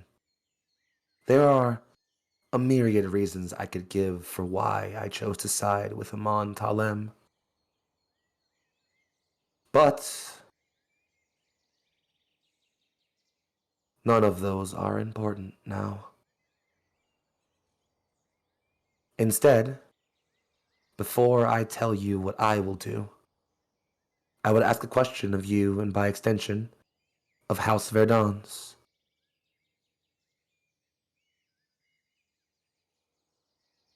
Were you truly to sell me out to the Red King? And then you That recognize she went through a lot of your recent memories, including possibly those ones. That was discussed without my input. I would not have felt comfortable selling out any of the Palfall. And I think Airdrie, because the Queen's in his head, he's going to very specifically emphasize, I wouldn't have sold out any Palefall. It's as close as he's going to get to being accusatory towards her. She plucks inward. Airdrie, because you've already failed to save, she doesn't have to make you resave. Who does have to make a quick save are the other members of the High Council. As a while ago, when this happened, you all felt a very brief kind of rush at the back of your heads for a moment. I'm going to say, as you roll, Lydia and Fane, you'd both probably recognize this as someone trying to kind of quickly file through your memories. In fact, I'm even going to say you're both pretty quickly tied into... Actually, what you roll on those wisdom saves? Tell me what you rolled. 15. Oof. What roll am I making? Wisdom save, please. Wisdom. Wisdom save. I got a nat 20, so a total of 19. All right. Sorry, I always love it when you have a negative modifier in something. It makes things deeply funny to me. Is extremely entertaining, but mine ended up being a 19 All right. as well. And it was a 15 from you, Fane? Yeah. So if you don't mind how I flavor this, I think Lydia and Rio, it was just that. Just a quick little pass through your brains. In fact, Lydia, you maybe even recognize it as distinctly a feeling like a very powerful elf mage of some kind plucking across a string of memory to access your memory as well. But it doesn't happen. It just is phased away very rapidly. Rio, I don't know what the fuck you're busy with right now, but you're so singularly focused on this that it just pings right off the back of your brain. I can definitely DM you about it because me and Tate have been talking, DMing each other about Well, it. then So you should probably We'll get into tell it me in a second. that. Yeah, we'll get to yeah, that. we'll, In any we'll get case, into that. yeah, you're working on something, and it's you're so busy working on it, it just ping right at the back of your heads. Fane, if you don't mind me flavor this, I think you also directly recognize someone very powerful is tapping quickly at the back of your memory. In fact, I'm even gonna say you probably maybe recognize it from the way magic feels to you. You recognize it as Drakka.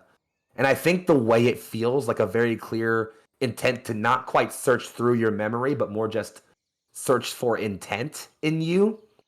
I think some part of you kind of recognizes, like, you know what? This actually might work out in my favor.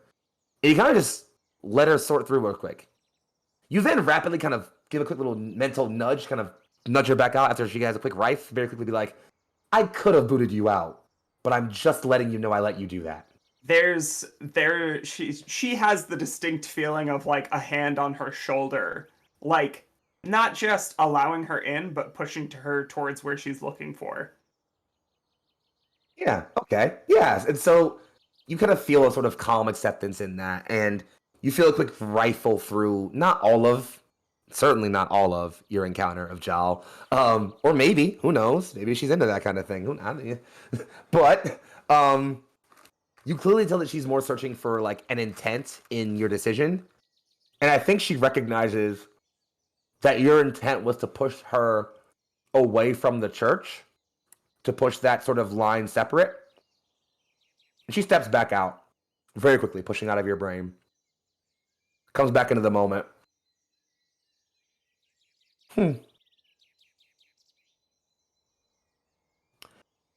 I see. Well, Ranger General of House Vairdans, while the priorities of my domain have always remained stalwart, recent events have seemed to become crucial. As such, it may seem appropriate that we divert ourselves toward new attentions.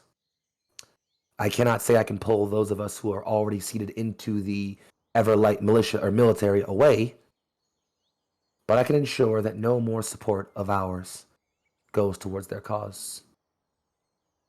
Further, if there is anything you or your house may need, I will see what strings I can pull.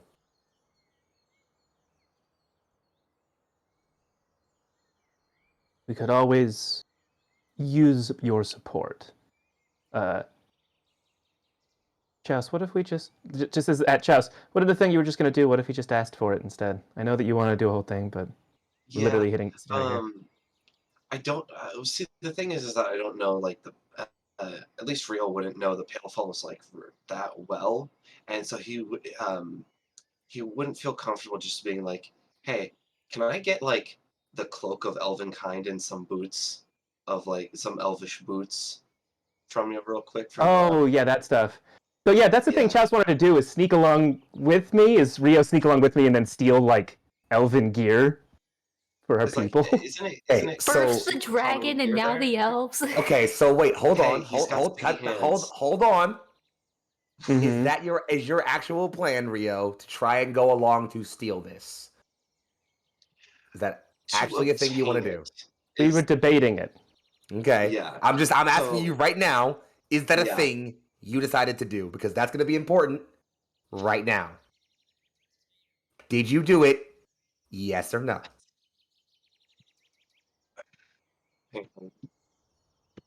Looks like you're getting a possibly very ask. strong negative vote from at least one, and maybe a second strong negative vote.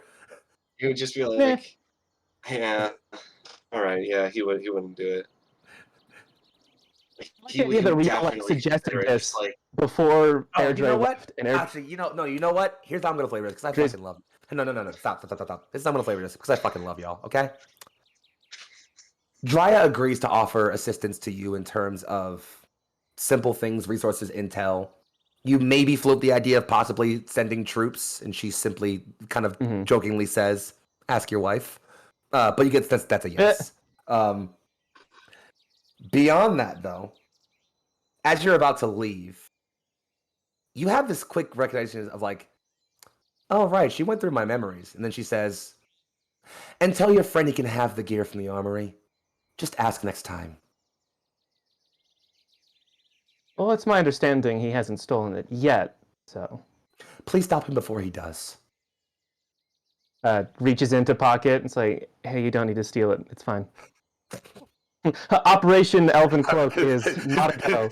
Not a go. This is a voice from like audibly from the distance. It's just like ringing out I'm like both around the like corner. in like somewhere pretty close by, but also through the stone. What do you mean? We got it without having to steal it. It's fine. Dagger, this is Arrow. Abort. Like, as we had this, man. Oh, that's a great call sign. I got you. I guess that's what I do. And Oh, but if we can have like one last thing in this scene, actually, I just imagine Airdrie leaves with Arya, and it's, I never did get an answer from you. I assumed me being banished sort of annulled our entire engagement. Seems the Queen disagrees, though. She smiles softly and says, "Officially, I am still your betrothed. And before I have her say anything else, I need you to roll an insight for me real quick." That's a thing I'm real good at. Well, then go ahead and do it. I got 27. There's a but. She doesn't say it. There's a there's a very, very obvious but in that statement. In this house, we call those We big asked those stinky questions. butts. I think then the last thing he'd say is, I've somewhat recently in my life, and by which he means the last 30 years, it turns out, become one who doesn't follow tradition often. I'll leave it up to you to decide what happens with our betrothal. I would be happy to move forward, though. She stops and looks away for a bit.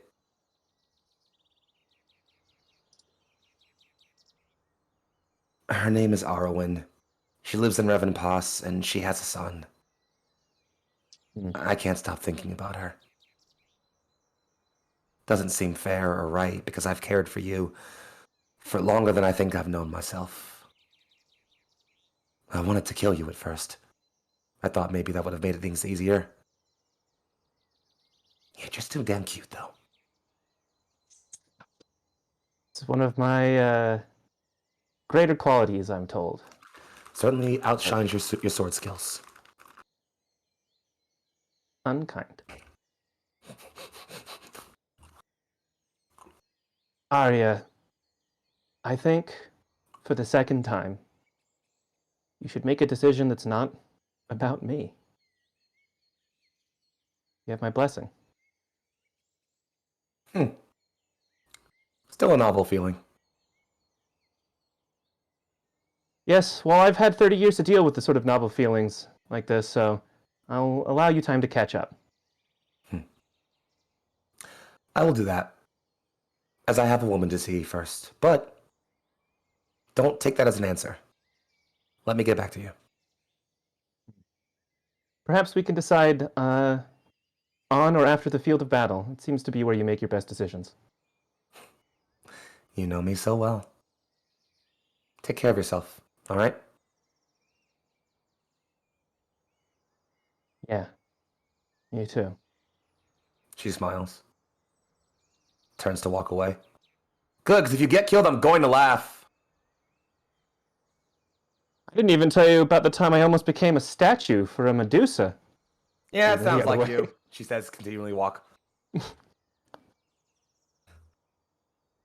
And so we'll cut back to, in the present moment, back in the court. Airdrie having a sort of soft, fond smile as he remembers this. I saw a head up there. Yeah. Charles, what's up? Rio, like as like they're passing notes, like passing like final stuff, like Rio would just like appear from like a shadow, like with like the cloak and boots, just like on, just like holding them and stuff, and just like, I wouldn't have like let you become the statue for Ithaca, right? I'm And he'll trying just like to. hand them. Airdrie will take just the bracers. Like, if you would like to use the boots or the cloak. You put off the work in, and I feel kind of sad that we did it. And she doesn't know that I wasn't going to be a statue. That's a great story. Don't ruin it. Anyways. Fits bracers on. Well, it sounds like I'll ruin your story. And Rio will just like, okay, so these are mine now, I guess, and kind of just like fit Make you them extra under his sneaky. arm. Mhm. Yeah. I'll show you how they work. Yeah, fair enough. And so as we cut Okay. back away from the boys, having a boys Mhm. moment, just dudes being guys, just guys being dudes. Just guys being dudes. But as we step away from that and cut back in, we find ourselves back into the back in the house, as that is domain action 2, I believe. Yes, meaning we have was that 3? So That was we've two, done a bonus 2 action and and a church reaction. reaction. Yeah. Okay. So yeah, that was 2. So this is 3. I was right. What do you mean? No. I thought You're you were right, saying you're it was totally right. 3. No, I said that was domain Like action that 2. was 3. No, Okay. this is 3. Like we're going. Don't fuck with my head like that, Vermin. My head is fucked. Well, I've got a let's fucked up little head. let's fuck our heads together. Wait a minute. Wait, Wait a What minute. does that mean? phrasing. I don't want to know. You're gonna make Tony come in here and Chris Perkins us. No. Like, come on, man. Let's You're gonna take call... it. Let's take it back. I'm sorry. That was on me. We're back at the table though. Y'all call my slip-ups bad. Wow. We're back at the table. Imagine back at the table. As Airdrie Oh, gives sorry. that report. As Airdrie gives that report, Thane is quietly like, that is a little freak. I like the idea that Rio's notes were report was significantly more detailed. Like he reveled in giving up these details, where Airdrie is like bare minimum. He was naked, and I just move on from there. Any case, I'm sorry. I gotta mean less. I'm so sorry. Okay, so we zoom ourselves back That's in. what we're here for. Y'all have 4 domain actions remaining. Let's try to move our way through these pretty rapidly if we can. Not too rapidly. We got time. But let's go through them. We're back to y'all. What y'all want to do next? Let me get some music back for y'all. My bad. I feel like this is a good time if Chouse or Meg, if either of you have a thing in mind, because I don't. I mean, I come up with some things, but I had like a shortish thing. One of them I don't think would be a domain action. setting up that teleport system, like that really small teleportation system that we had talked about in last session, I believe it was. Yes. All right. So, yes, the one to get you any of y'all to Naori or vice versa if needed, kind of situation. Yeah. To either Naori or each other. Okay. In that case, I'm gonna just say y'all can have that because I don't feel like figuring it out. Because it's, I'm gonna be super honest with you, it's probably not gonna make a massive difference. But it's there. I have ideas for like the details and stuff. If you want me to send those to you. Yeah, we can talk it out and make sense of it on how it actually does. But I'm gonna just say you got it because I don't feel like figuring it out. So yes. I fucking love you, you big fucking nerd. Like I got documents. I'll send them. Yeah, it's just yup, you get that thing. Anything else? Other than talking to Jal, I do need to know, at least like in character wise, what Rio's dynamic with Jal would be, because I have the idea that he's just like that annoying friend that's just like you kind of put up with, but like he's funny sometimes. Well, I think I'm gonna go ahead and allow you to define the relationship that Rio personally has with Jal. If you want to have that be the thing you do, what are you trying, just for the sake of knowing what to have you roll, what are you trying to gain from the Crimson Order in this with this domain action? Primarily assurance that they won't join the Crimson Order, because... You mean the church? Yeah. Yes. The Crimson Order not joining the Crimson Order would be odd. So it sounds like you're trying to increase their diplomacy level for y'all. Yeah. Mm-hmm. I'm gonna say with one diplomacy check, you can take them from you can take them from what was I gonna say? From their supportive, they're friendly to allied. Because they're currently friendly, you can move them to allied. So that's gonna be a diplomacy check from you. If you have anything that's proficient for it, so it'd be I think it's insight or persuasion.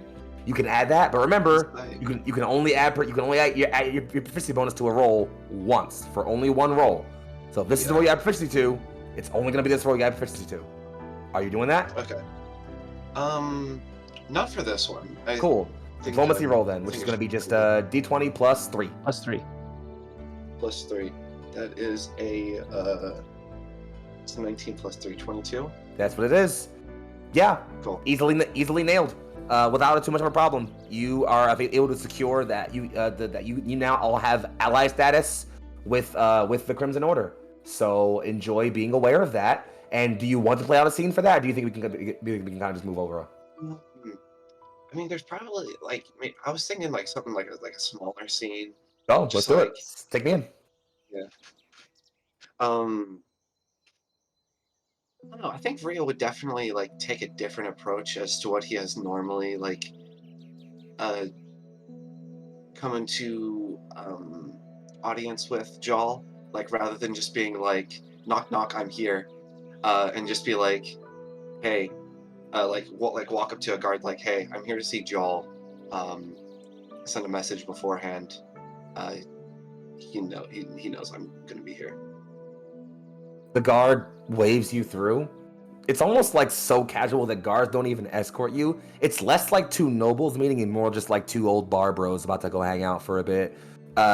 You're brought through levels up to a personal study. Jal is talking at a table with several of his Red Wake, his kin. And as he sees you come in, he's just, Rio Branshaw. When I got that message, I thought I must have been under hypnosis and or dreaming. And yet, in the flesh, how are you? I'm good. How are you?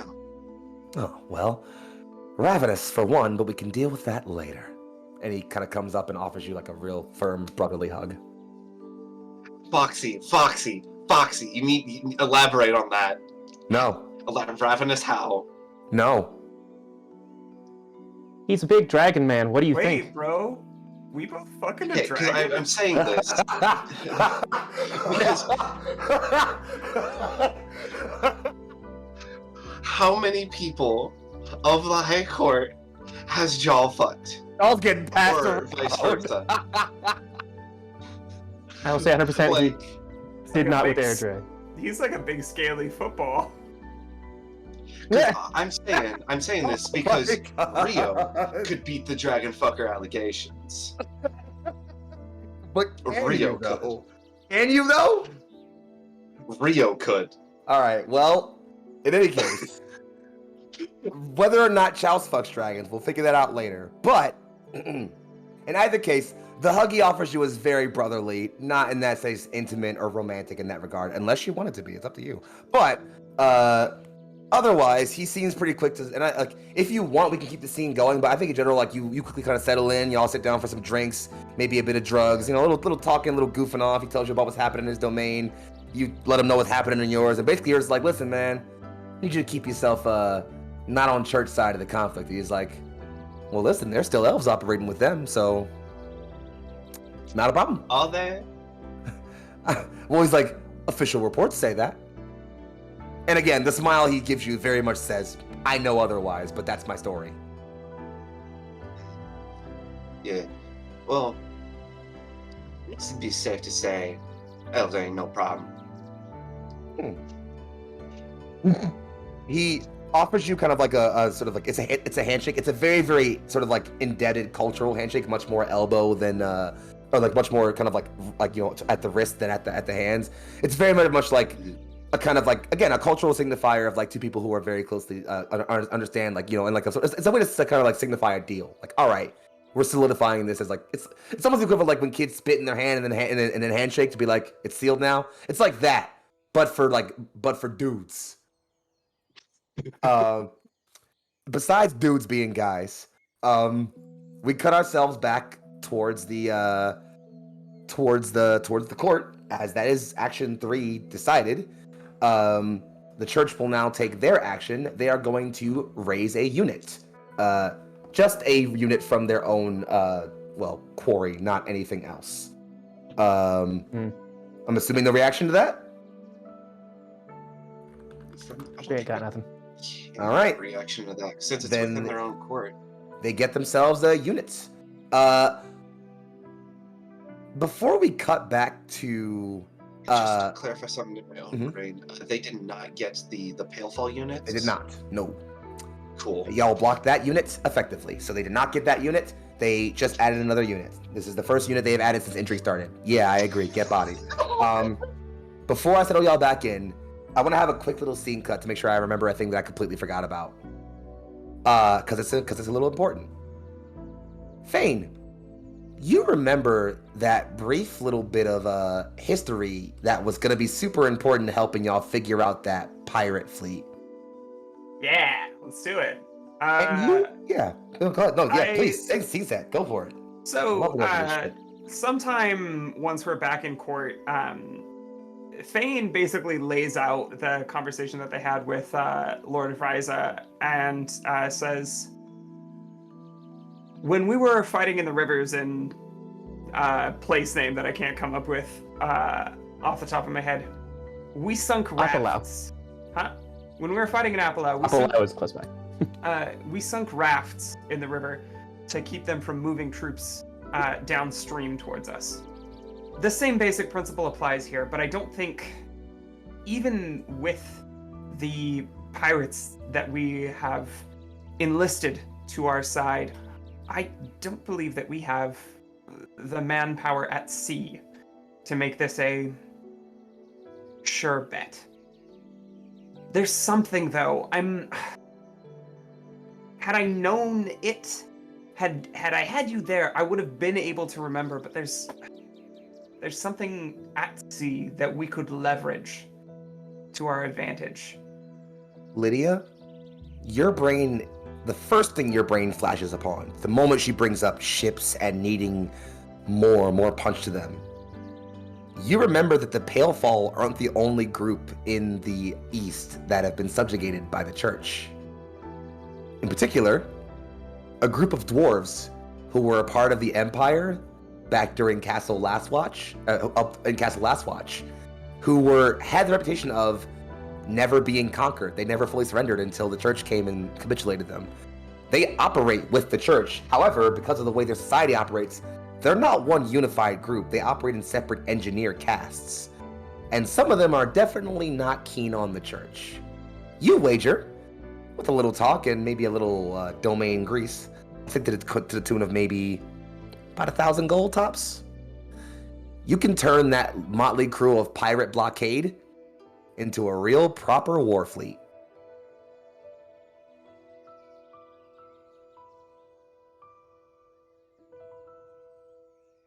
Oh, my dear, since we haven't had much interaction with them, I'm not quite surprised that you didn't think of them.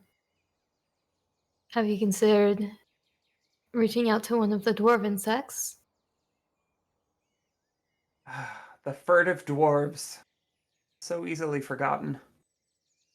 Yes. I will pen letters post haste.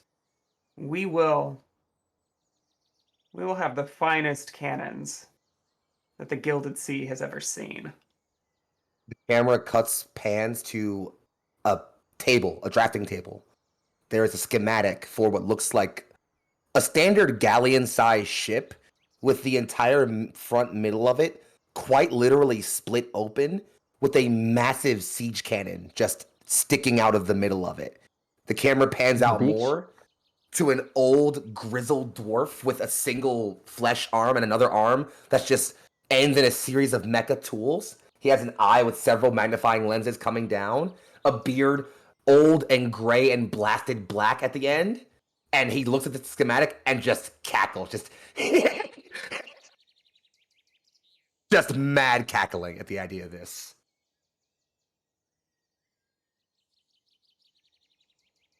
And we'll cut on back in as I'm gonna go ahead and say free of domain action. That happens thanks to that real good history check y'all rolled. We step back in with domain action cuatro.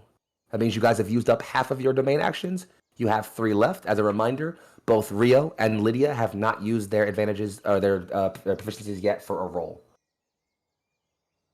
Please decide on your next domain action. A third unit. That's true.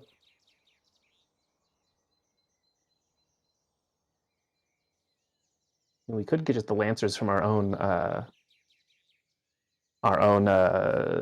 house ability. We also Hmm? we also have Medusa allies. Mm-hmm. It depends on how close we want them to the fighting. I think one argument for us not being on the battlefield in the long run is making sure that the Medusa don't have quick access to Iman's corpse.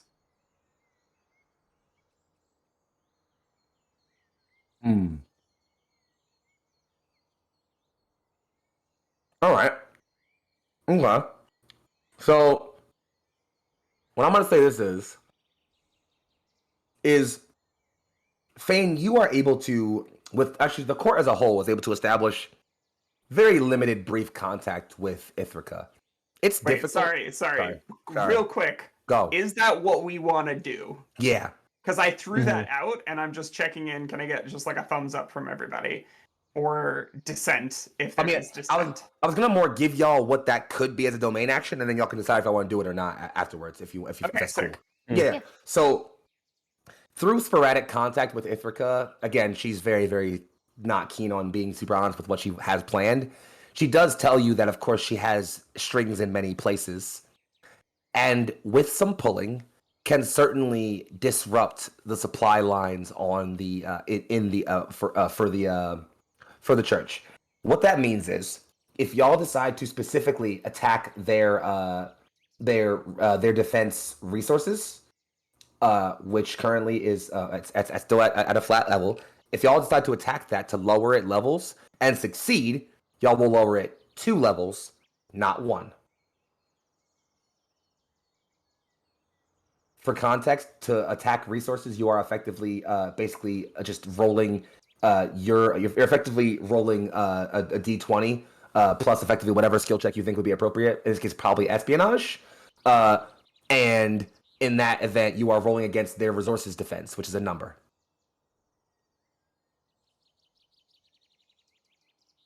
If you roll high enough, you might get more information too.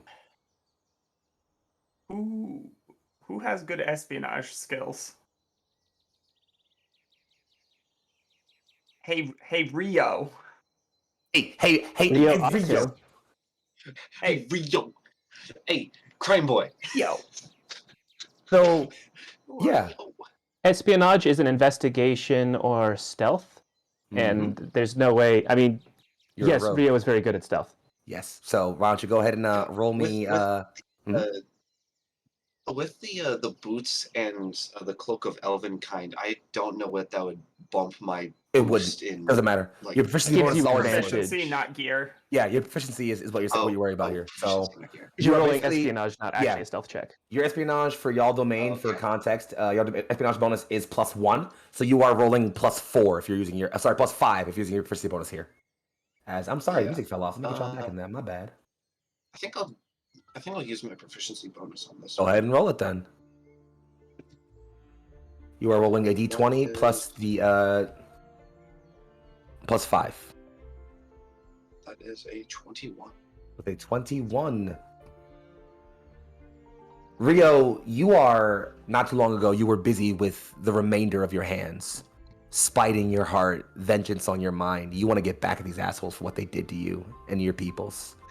Absolutely. Sorry. You're good. You're very good, and you are solely focused on this, receiving orders, coordinating things, just moving everything you can. It's almost so focused, and people don't get to drop on you often, but you are so lost in this focus, you don't recognize the hand that places itself on your shoulder. Not threateningly, just softly. You're welcome to cut your head up if you like, though. Oh, that's a 2. Okay. Rio will You didn't need to roll. You could just kind of jump. Ah. No, like figuring out like how he reacts to that. Fair enough. I love that. I love stuff like Rio that. will like Yeah, sometimes just Rio roll for will yourself, like yeah, he will jump and Mhm. like just being brought suddenly out of like a deep focus and kind of look over like quickly. As you're at- looking over, you hear a familiar voice just, "You are not managing your sleep well again." It's Morgan.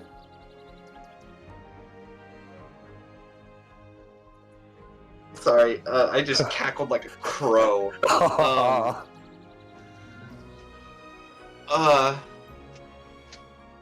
And he'll kind of like be taken aback a bit. And your training hasn't left you. I have gained a few new skills. More importantly than that, they say, settling themselves into a direct kind of focus. My mistress sends her aid. And news.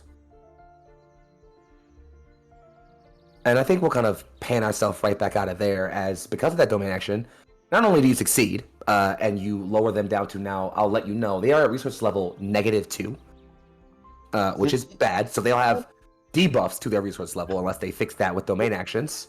Additionally, I will tell you their other domain defense levels. Resources are at 15, Resolve is at 16, Communications, 15. Levels, Communications is currently at level 1 still, Resolve is at level 3. That tracks for a religious crusading organization, though. It's also the thing they spent a lot of time before Intrigue level get ranking up, was their Resolve. Mm-hmm. You're gonna have to give me those numbers later so I can note them. I got you, no problem. Let's go ahead and zone ourselves right back in, as they will now take their action, and they are going to...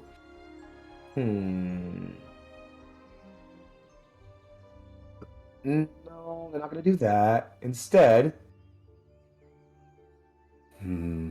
Yeah. They're going to go ahead and consult the scriptures, another one of their own domain actions. They're going to make a DC 14 lore check. Once I find my D20, I found it. They are going to fail it. And so we cut to a quick scene of preachers of the Everlight Church in a random town in the east, going across the town, waving incense and flaming sconces around, and preaching and belching out the word of the truth of the creed of the flame, and the heretic infidels of the West who must be brought low. As we cut across to families who are hearing this from the comfort of their homes, some of them look nervous, like they're just tired of hearing all of this, and that's their failed action. And I think that's... Yeah, they don't have any bonus actions.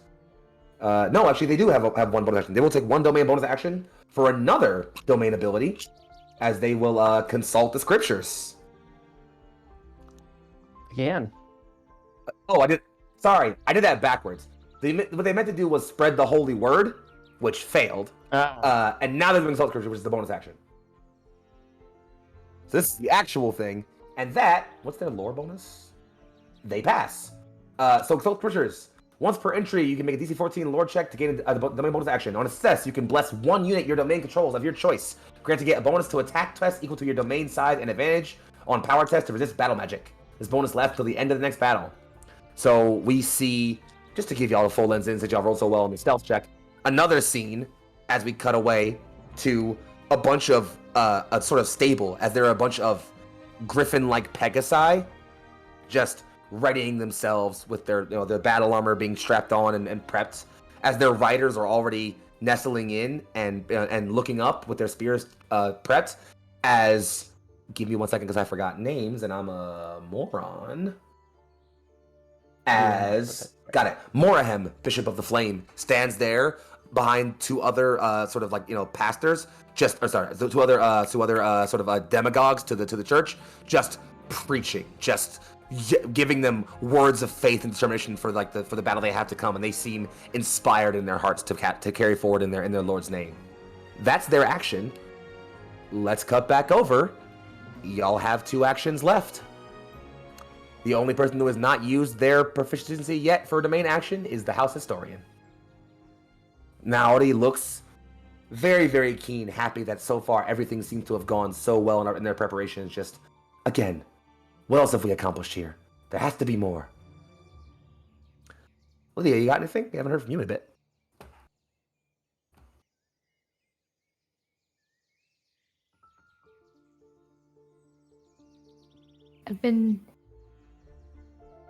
As a player, I've been sitting here mulling over like what the actual role in this would be, and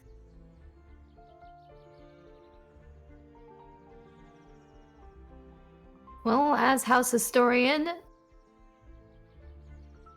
she always gathers information. So I think her action ends up being, I have a question. I'm going to ask this question because it was raised in the chat and I want to ask it. Oh. In reaction, would I be able to do something in reaction knowing that the church is spreading propaganda? So yes. And then roll into an action? I'll say why not. Yes. Okay. I can flavor that into kind of linking together as well because... Sure, absolutely. I imagine she would actually find her presence back on the east side of the coast, actually, and that she is working to pretty much discredit the propaganda the church is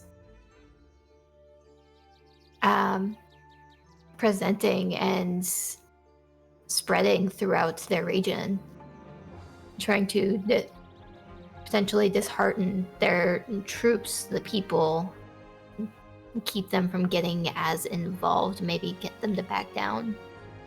I'm gonna say, sorry, go ahead. By giving bits of truths.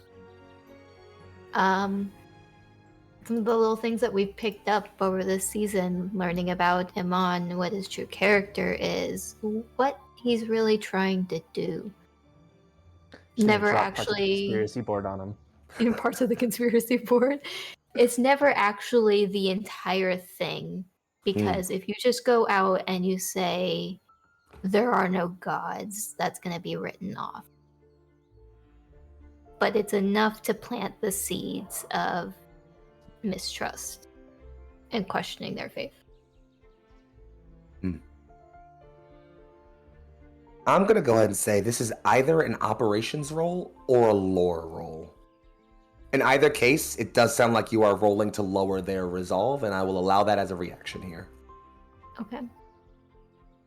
Let's see. For the sake of your domain, I'm pretty sure your operations bonus is 2. Your lore bonus is also 2. So ultimately, it's probably about whatever you have proficiency in if you want to use proficiency. Otherwise, just going to be a flat roll. We are going to go with lore, and I'll use my proficiency for this one Throw as it in well. there. And That that means you are brings rolling +6. +6, so that makes it a 19. 19 is more than enough to beat their resolve defense level. You lower the resolve down from level 3 to level 2. You now still have an action, which, if you'd like, you could also use to lower the resolve again if you'd like as an action. That's also an action you could take. Oh, baby. Oh, I know. Or you can lower resources again, take it to level -3. Well, I believe we only got 2 units, so if we want the full unit, we want, like, a full army, the max we can control, we want one more, right? We got the giants and the elves, and that was it. Mm-hmm. Well, yeah, but if we're rolling into my action, that's action 5, so that leaves 6 can be our last One action more, to muster. yeah. Again. Mm-hmm. Yep. So Can Rio just ask the Yeah, Red that's Guard what I was or whatever? the just Crimson, like. the Crimson Order. Crimson Guard. Crimson Order. That's it. Those guys. But That's the bitch. I think what the action I'm going to actually spend doing is namely gathering information. And through methods of scrying my own presence there, because I'm already there planting the seeds of discourse. But she does have that consistent scry going on at Mon and Drakka specifically. So following them, I can get information about what they're doing in each area, where they go to recruit people, what their war tables are like. Damn straight you can. So Sounds like you're trying to... I would almost say this is espionage, but it's maybe... No, I think it might still be espionage, I feel like. Right? Because you're trying to sort of gain info on like what they're up to, right? Keep a scry on them. Espionage, learn about an enemy domain or disrupt an enemy's communication. Lore is learn anything about an enemy domain's supernatural powers or defenses, or learn about the abilities of enemy special units. So it'd probably be closer to espionage. Well, all right then. Go ahead and give me that old espionage roll. That's a d20 plus 1. 1.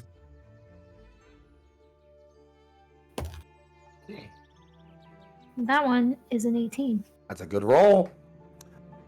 With an 18, you catch out into 2 things. 1, Iman is preparing to do something with whatever... He's been in the Citadel for a very long time. He has not been leaving for a while, not for the past week or 2. What you definitely notice he's up to is that he appears to be prepping to release something when it comes to the battle. He has some kind of trump card. It is very clearly incredibly dangerous and tied to his overall goal, but you're not entirely certain on what that is. Definitely up to something, though. And he's been working with it for a very, very long time. You also are aware that as far as units goes, I'll even just kind of give you general information on this. They have 1, 2, 3, 4, 5, 6, 7 tier 1 infantry units. Sorry, 8 tier 1 infantry units. 4 tier 1 archer units. 3 tier 2 siege equipment weapons. And 2 tier 3 flying units currently right now. That's what their army appears to be made of. They have not added any other units to it since then. Other than the one they added from since this entry, which was the Tier 1 infantry. Oh, snag those numbers again for me later. I got a whole screenshot coming right to you. Separately from that, what you also learn from the one following Drakka, she did go back to Fort Kessler. She did, in fact, check in with the troops. She did secure her garrisons and asked for the march to be prepared. And then she left, heading south, rapidly.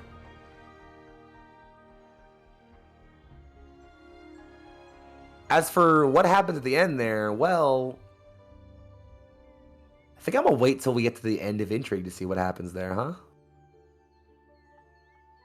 Well, I mean, that's our last intrigue action. Y'all got one left. Yeah, we got one more. Also, the church has taken action, which they're gonna do. It's gonna go ahead and be to try and fix and raise the level of their resources back up from -2. Means they have to test against their own resources using their operations, which they pass on a 19. They raise themselves to resources level -1. They do not have a bonus action to take. Yeah, that's basically it. That's their turn. Friends, we are back over to y'all. Y'all have one domain action left, which means y'all have one. The church has 2. Be aware of that. Also, everyone's used their proficiency, so whatever you do, it's a flat domain skill roll. Having said that, take some time, think about this, figure it out however you want. Tell me what you're doing. So we still have prepare the steeds, right? We haven't done that yet. You sure haven't. And it's not a sure thing, because our operations is +2 and the DC is 13. But it's a strong tier 3 unit. Damn straight it is. Have we used our bonus action yet? Yeah, Yeah, we have. Okay. that's how Air Drake got the elves. Yeah. I just kind of rolled it into one thing because it seemed appropriate. Y'all Yeah. can, if y'all have other bonus actions, y'all can keep using them. Yeah, you can keep I using don't- bonus actions if you. You know, it's we do have bonus actions. If Or you I have don't any- know where they're Yeah, the defined. only one we have is skilled negotiators, and it specifically says once per intrigue. yeah, which y'all already used. Yeah. Yeah. So that one's only a one-time use Mm. per intrigue, but like the bonus actions in of themselves is like, so we have 6 actions and then 6 bonus actions. Basically, Yeah, if you happen to use. we just don't have If stuff we to had use it with. more than one bonus action. Well, happens. In any case, you absolutely could prepare the steeds for the Lancers. You could... Actually, if you don't mind, I'm going to offer another thing real quick before that happens. An event that kind of catches y'all a little bit off guard is that y'all receive a contact from the Aldari. Vela Longblade, or basically tells y'all straight up, the Metri War wasn't a problem. It was quick, it was bloody, it was unnecessary, but it's dealt with. She also has been keeping her ears to places, as she's not unaware of what's happening around. And she says, listen, I can't offer you all too much. I just fought a war, obviously.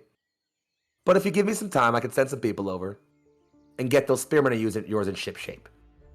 What that translates to as, if y'all'd like, y'all can make a domain action operations roll to change out your 3 Westland spears for Aldari infantry, which are an improved spear unit. They're better. You could do that. You could also muster the Lancers to get your last unit. Another option, as y'all have decided y'all plan on doing this defensively, you have your freestone fences.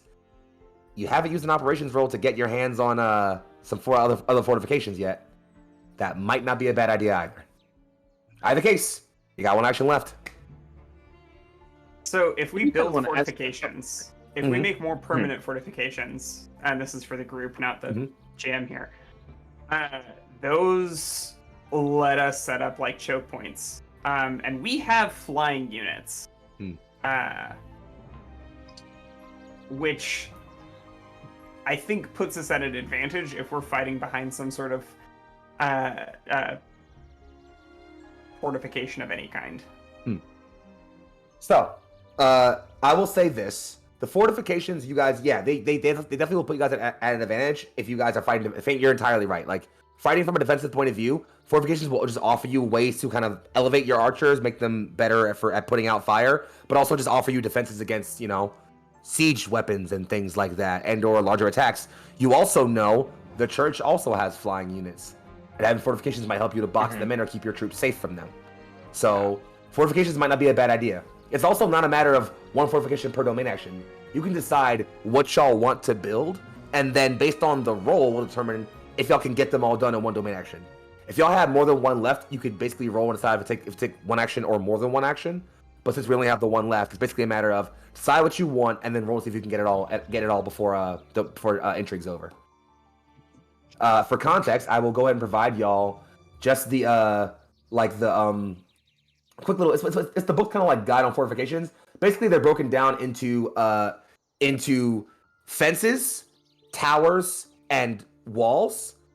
And they basically can be built up and combined in different ways to create things like city gates, keeps, and castles. I am going to drop y'all right now a little table that kind of has what they are as far as like actual like things, what they provide, and what they actually give mechanically, so y'all can know what might be helpful there. Boom. And if I can also give y'all the what they act like, how to actually like how the check itself works. If you give me about 10 seconds. That's the defenses. Here we go. Building fortifications. Yeah. So basically, you can. So an operative test made as a domain. A successful DC 11 test is required to build a stone fence. A DC 13 test is required to build a tower. Multiple fences and towers can then be put together in different configurations to build castles, keeps, and other fortifications. So if y'all want a single tower, if you want a single tower, it's DC 13. If you want a single stone fence, it's DC 11. If y'all want to go more than that for multiple keeps and towers, I'll scale the DC up to some degree. From then, based on how much you pass the DC, like if you pass it by a certain number or more, you can then it can lower the time y'all need. You want my recommendation? I'd say personally, like maybe a tower or two, and like you've already got like some stone fences. I'd say maybe a tower or two and some walls, just a good solid front line. I'm into that. In which case, I'm gonna say it's DC. Nice decided. It's DC 14. Who's feeling real lucky with their rolls? It's an operations test. So we have a +3, so it's better than. Now, granted, you only don't get the fortifications at all if you fail by 5 or more. If you fail by 4 or less, you still get it. Takes more time. We just got a +2, baby. It's a +2 from the chat. Use it. Use it. Use it. Thanks, Sam. Well, I mean, it's just to one of us. Who cares? It's to the group, to the love. Especially because it's the same bonus no matter who does it. Yeah. So I actually like the idea that all of us together oversee like the building of this. There you go. I don't know what the flavor is, but I almost like the idea of like Airdrake can do a little bit of druidcraft and grow plants, and I assume Lydia and Fane can help with this of making these towers and make them look kind of old and abandoned so they're not as suspicious. I know mechanically we get to put them where the battle is. Yeah, but like for flavor, I feel like it's, hey, if we just have a bunch of towers there, they just like won't land there. They'll move like a mile this way. So I will say, I think it's just us together building it. Yeah, I'll say because if you're going with that flavor of the entire group all coming together to work on this final task, I will let you consume both chat +2s y'all have been redeemed for a grand total of +6 to this roll. And so go ahead and nominate one of you who feels the most comfortable. Actually, you know what? I'm gonna say Lydia do it. I was gonna say I was like, I'm gonna award to the person I feel like has been really, really bringing it, and I think you've all been bringing it. But I want to hammer in on this today, real quick. Go ahead and.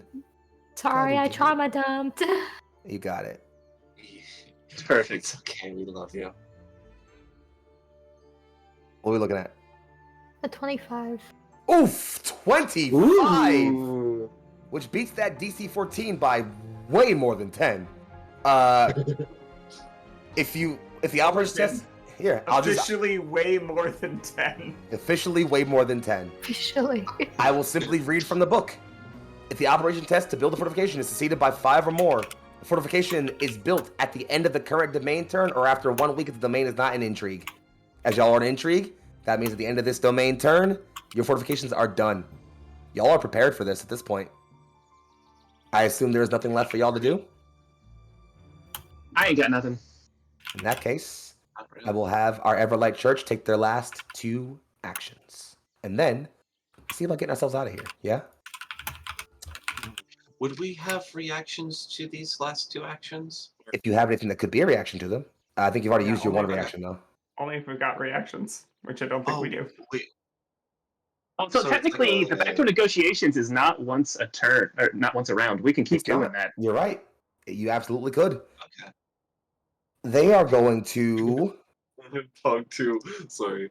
They're gonna do 2 things. They're going to try to up their resort. No, they're not, actually. They're going to instead do 2 last things. They are going to try to... Yeah, they are going to do 2 things, right? They are going to roll using one of their powers, and they are also going to try to muster a unit, 1 last unit. They're going to have... Yes, one of theirs. They're going to have to roll for it, so I'm going to have to make them roll for it real quick as they do that. That's their first action. My die went off the table, of course. That's not a great roll. And don't they have a -2 to resources? Or is that no, they- it's a -1. Yeah, they brought up -1. Yeah. Yeah, they nat 1'd anyway, so they're not getting that unit. So that didn't happen. And it takes twice as long. Boom, done. Get fucked. Get fucked, nerds. For their last action, which they're going to do, let's see. That is, how does that work? Where is it? Ah, yes. So I am going to Nukes us from orbit. I am going to have them engage their power. They also fail that. So Iman is in his cathedral, in his sanctum, planning, considering, trying to make this work. As power wells up all around him in the air in this massive chamber he's in, and then suddenly snaps away from him, he slams his hands on the desk. Okay. And it's just like, and it's just vehemently angry at himself. Just, damn it! Not enough time.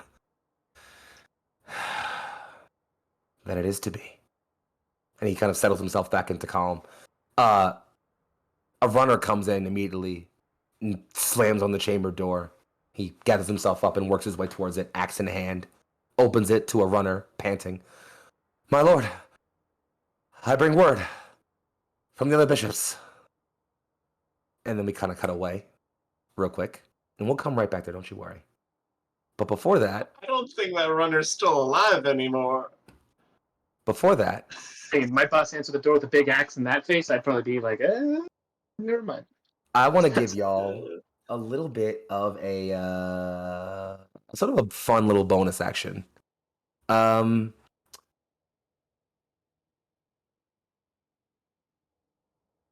have a domain power. Little fun little thing. That effectively, not a power. Excuse me, that's what I missed. Y'all have effectively gathered up and prepared yourselves. You move down. It's now some time. Naudi has sort of rested herself and told you all right, everything has been done that can be done. Let us go observe our host. She brings you all up with her towards the rear, which you almost didn't realize is not simply a glass, stained glass window pane, but in fact a stained glass double door that opens. You remember that, again, as she pushes it open, and you all exit and look and see just the absolute tide of humanity and other species all gathered up around you, saluting, proud and armed. you're looking as you see not only the units you were prepared to gather, your 3 Westland spears, 3 crossbows, or Westland's crossbows, a unit of 4 units of Westland levies.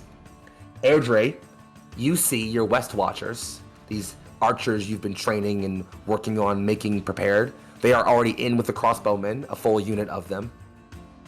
You recall having a unit of Westland Knights, and also additionally, recruiting the aid of some Wildhammer Wyvern Riders. Cresting over the hill on their large, slender dragon-like mounts, Wyvern Riders sail across the horizon in formation, just as Knight Commander Janice with her stag helm stands at the head of the crusade, at the head of the procession, proud salute thrown, and an army of Westland Knights, headed by a specially prepared and gathered unit that looks much more well-armored than the other knights. In fact, you all notice it looks like you have 2 whole units of Wyvern Riders, 1 unit of Westland Knights, and another one, which isn't your Westland Knight units, but is instead the Lancers. Hey. With that, we cut ourselves to one last scene as you are all watching, prepared, staring down at your troops, knowing that, well, this is it. In a bit of time, it will all come down from here. War is upon all of you. And as we settle in this moment, we turn away and witness but one thing.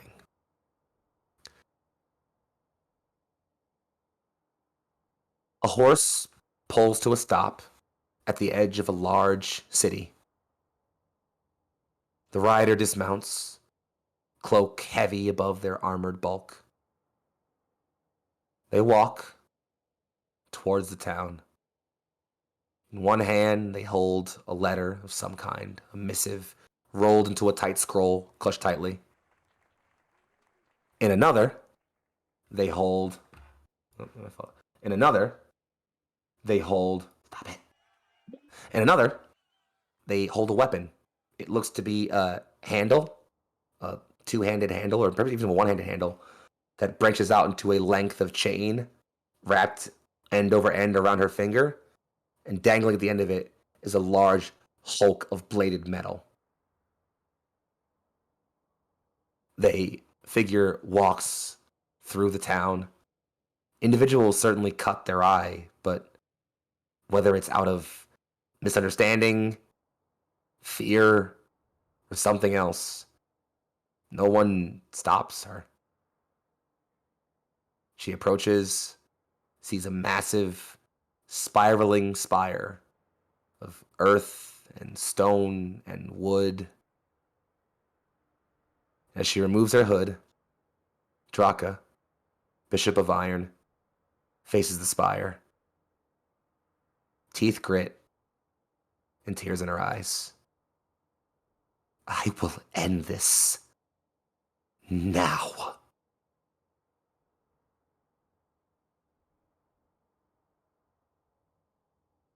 And I think we're going to end ourselves right there if it's cool with everybody. What? Cross is on a face journey. What? But what if we said no? Well, I mean, it's not like we can do anything about it, so... I mean, hold on. I didn't say all that. How are you saying no?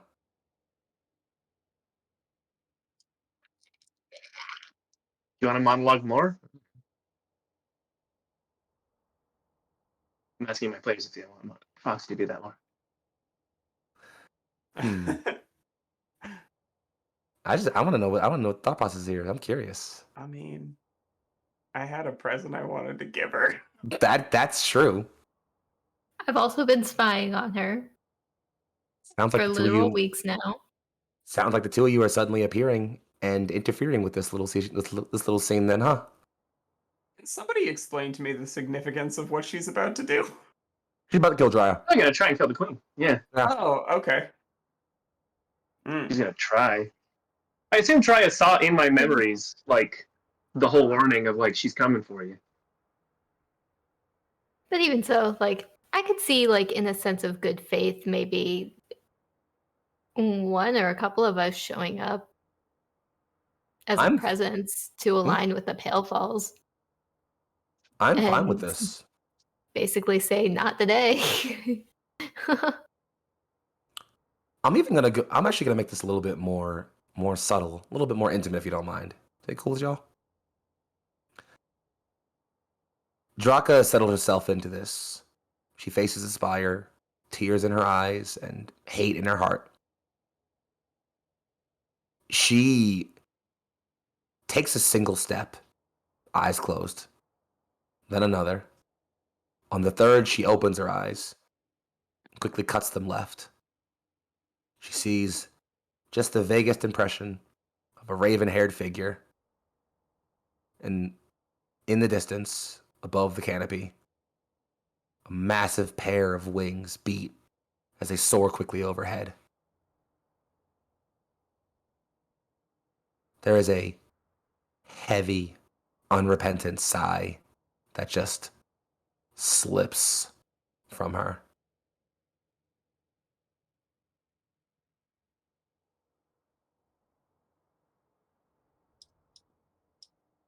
I know,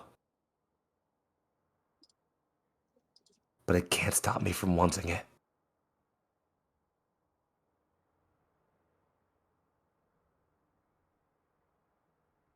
Just want to give this woman a hug. You good? Yeah, fuck it. Do it. Fane lands and like walks like slowly and deliberately towards her. And as she lands, something moves between her feet and her like wing claws. And it's a long package wrapped in silk, like a red silk.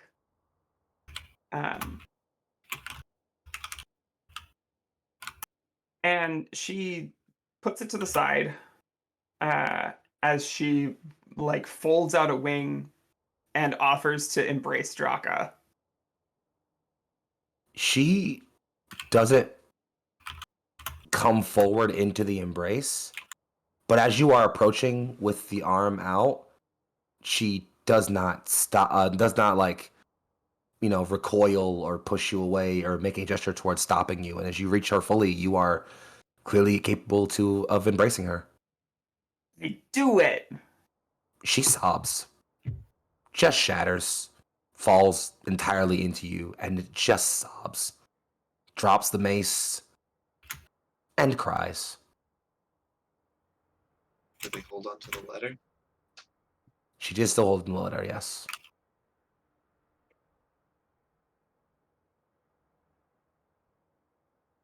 So Fane is going to whisper to her, I don't know that I can sway you from the side of who you serve, but I had something made for you. I think it suits you better than that twisted thing he had you carry. She slowly lifts her head a bit, but doesn't say anything. Fane is holding the spear at kind of an angle and pressing it into her hands if she's willing to accept it. Yeah, she, with very shaky hands, grabs both, kind of grabs the package and holds it. She kind of tests the balance just a bit. It's a weapon. Fane smiles and kind of jerks her chin and raises her eyebrows. She'll move the silk a bit just to remove the upper end of it and see. So, it is a you know how katana have that like kind of interwoven lace over the hilt. Mhm. So the spear has 2 sections of that, interrupted by like black, almost obsidian colored metal, polished to a mirror shine.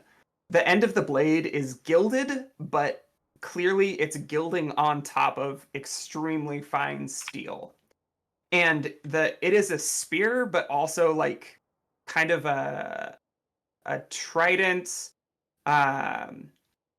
It's either a glaive or a halberd of some kind. I don't know what the technical term for the weapon is, but it is a reimagining of the symbol of the Church of the Everlight. To be more smooth and to be more. It's a better design. I don't know what the fuck it looks like, but it's better. Okay. Less angular and geometric. And along the blade, it reads, "It is a shame to have such beautiful enemies." And tied around, actually no, there's no need for a note at this point.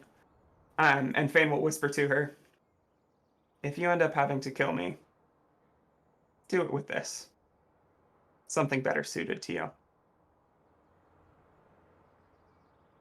She, even through the outpouring of tears still coming from her eyes, offers you a very somber smile. You are a strange creature, Fane.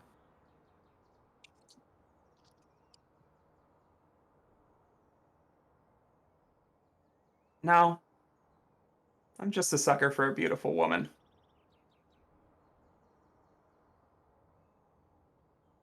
Ooh, 3. She blushes. No question. Yeah. She got what Fane got what she wanted out of this. That's all we were going for. And yeah, I think I'll drag us out there. A very You'll Drakka us out. God damn it. I want to know what the letter was. Maybe you'll. But I was going to say that same thing. Maybe if. Oh no, her letter. Yeah. Maybe you'll find out after you fight her. Maybe I'll steal it from her. I don't Maybe know. that We'll too. find I out. don't know. Listen, who knows? We'll find out. In either case, it's certainly a very soft, if not somber moment to put us on. A quite stark contrast, as next session will see us delve firmly into the calamity of war. I hope the High Council is ready. The Everlight Church certainly is. Darlings, I have been your host for the stream duration. This has been the Incredible Cast, and this has been Against the Light. But we'll talk about that more a little bit in just a moment. Much more importantly, though, let's go around the horn one old time and let everybody know who you are, who you been, who you hanging out with, and what y'all doing. Start with Vermin this time. As I drop that bomb in our private chat. Hey everybody, I'm Legendary Vermin. You can find me as Legendary Vermin on all the places on the internet that matter, which is of course itch, Twitch, Twitter, and I suppose YouTube. If you want to see any replays of things that I've been in, if you need to catch up on Against the Light, you of course can go to Neon Lights Roleplay, but you can also go to my curated playlist of all the games that I'm in, where you'll find a lot of me and Meg, turns out. It's like y'all are really good. Yeah, y'all got a really good dynamic. It's a good team. Good team shit. Good team. Good team. If you want to see what I have coming up, you can always go to legendaryvermin.com/live. That will have a mostly up-to-date version of all of the stuff that I have streaming-wise coming up in the future. Of course, next thing that I'm going to be in is this coming Wednesday, May 11th, Hubris of Man, where we get to hopefully stop a Cold War from becoming a hot war. A not-so-cold war. We're just trying to keep it cold. We're trying to keep it in the fridge. Slightly warmer A But, room like, temperature war, perhaps even. Shit, a room they temperature at freeze. best. We're trying to keep it out of the fryer. The next time you'll see me after that should be in 2 weeks for the grand finale of Against the Light on the 21st. And then the second episode of Frozen Rain here on Neon Lights Roleplay, which is a Lancer campaign, which of course features me and Meg and Foxy. It's a grand old time. And we got a lot of robots. And there's about to be so much drama. It's great. Please be there. Finally, if you want to check out my video games, the games that I make by myself, not for my day job, you can go to legendaryvermin.itch.io. That's how that You works. can also get there from my website. It's fine. Check out Alley Oop, a game of hoops and heartthrobs, if you have any interest in basketball, because the women's basketball season just started, and that shit gay as hell. Super gay. Good for them. Good for them. Swinging around the order. Chouse. Super gay. Sorry. I Okay, hate well, you. that's a great lead off to mine. Yep. I now feel incredibly unprofessional compared to Vermin Get it. because I don't got any of that shit. Oh man, I got a Twitch I don't stream on. I got an Instagram I don't post on. Like, you can find me on It's Chouse, variations of It's. There's one that has an S, one that has a Z, because somehow Chouse wasn't as original of a name as I thought it was. Unfortunately. But yeah, next time you'll see me is probably here in 2 weeks on the 21st. So yeah, I've been Rio Bradshaw, our lovely little crime boy. Or is he Rio? Sorry. I nearly just spat Major Melon all over the screen. Not the Is Major he Melon. real? I hate both of you. All of you, actually. Except I love you all too much to hate you. Anyway, Meg, you're next after that pun. Thus deserved. Hello, everybody. I am Meg Mysteria. You can find me as such on Twitter, on Twitch, on Itch. You cannot find me as Meg Mysteria on TikTok. That is actually knockoff Ripley. So if you like seeing me do interesting transitions and bits in my Lydia makeup, then you can go there. I also make a lot of gender memes. But Gender memes. that's the life that I live on there. Don't hold me accountable for anything. It's my personal account. But I got to play Lydia Evermore tonight. Right? Like, I got to play Lydia Evermore tonight. As far as what's coming up for me, first and foremost, we'll have the 11th coming up on TPK Roleplay. We've got our next installment of The Hubris of Man, like Vermin said. This time we're not a player dynamic. I get to try to kill Vermin as the game mother. It's great. It's wonderful. Not that you haven't done that as a player. Not that I haven't done that as a player, but you know. Listen, all I'm saying is, and this is a personal plug, y'all need to watch Hubris. Like, it's legitimately probably the most underrated show on the fucking internet. Y'all need to watch Hubris. It's so fucking good. Like, yeah, no, that's all I'm saying there. Go watch Hubris. It's not even it's not a plug. It's a demand. I'm really glad Do it. because right now it's a segment that I've homebrewed. So Yeah. So y'all want that shit. Y'all want that shit. Y'all need it. Y'all need it in your lives. Go get it. Get to it. But after that, I will be on TBK again on the 14th for a one-shot, the Joy of Extra Dimensional Space, I think it's what it's called. Ooh. It'll be a fun little Alice in Wonderland-y type one-shot. But then we will come right back around here in a couple of weeks for our finale for Against the Light. And then, of course, at the end of the month, we've got Frozen Rain, where I can finally show up. And then I can hate you in character. I mean, what? It'll be great. It'll be wonderful. I can't wait. I guess, Case, we got one. Anything else for you, Meg? Nope. Other than, yeah, we weren't kidding about there was going to be more drama. Yeah, I asked them, like, hey, do y'all want to do, like, quick intrigue and then right into the battle, or is it going to be like an RPM session? And I don't know why I asked knowing this fucking cast, but hey, fair enough. Tate, you're He last. dropped some bombs on us last session. We had to do the RP. That's Hello, had Internet. My to name is deal Tate with that Washburn. shit. We had to. My name's Tate Washburn.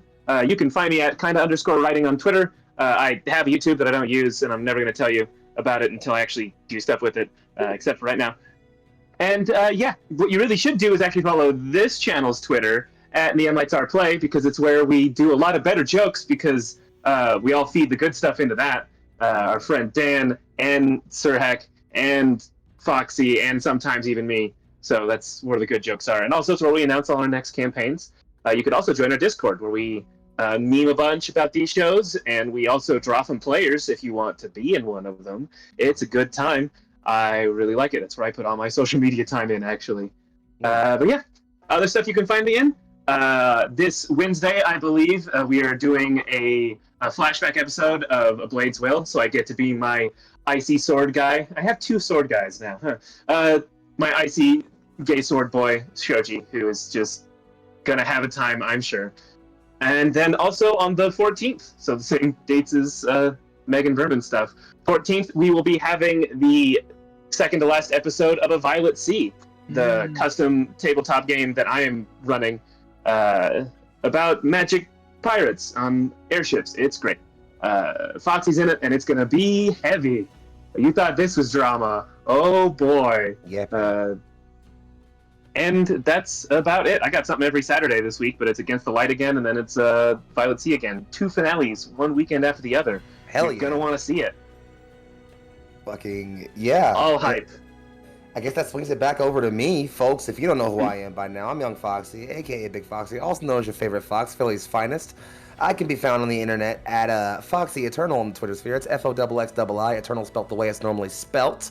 Other than that, I'm usually hanging out around here, goofing off and voice chatting the server with these nerds and hanging out. As far as things I'm in, well, mostly just all the things that have been mentioned here already, I'm going to pop up in.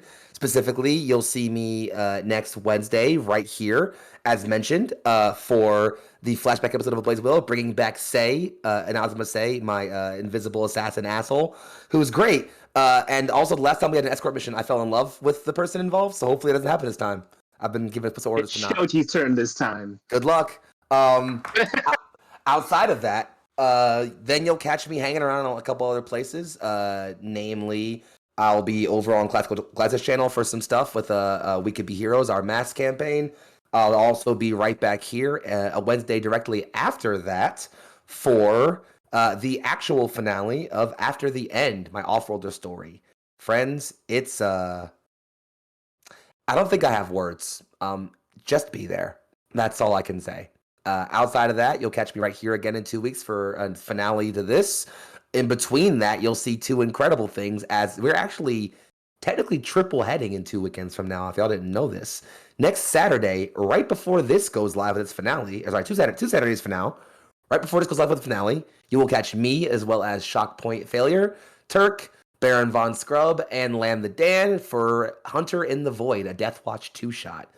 They're going to be Space Marines, and I'm going to try to kill them as hard as possible. I mean, what? It's going to be great. And so you're going to catch part 1 of that Saturday the 21st, right before ending an hour before we have this finale. And if 2 back-to-back set streams on Saturday weren't enough for you for Neon Lights, come right back here on Sunday, where we'll wrap up the Death Watch 2-shot. So it'll be super fucking great.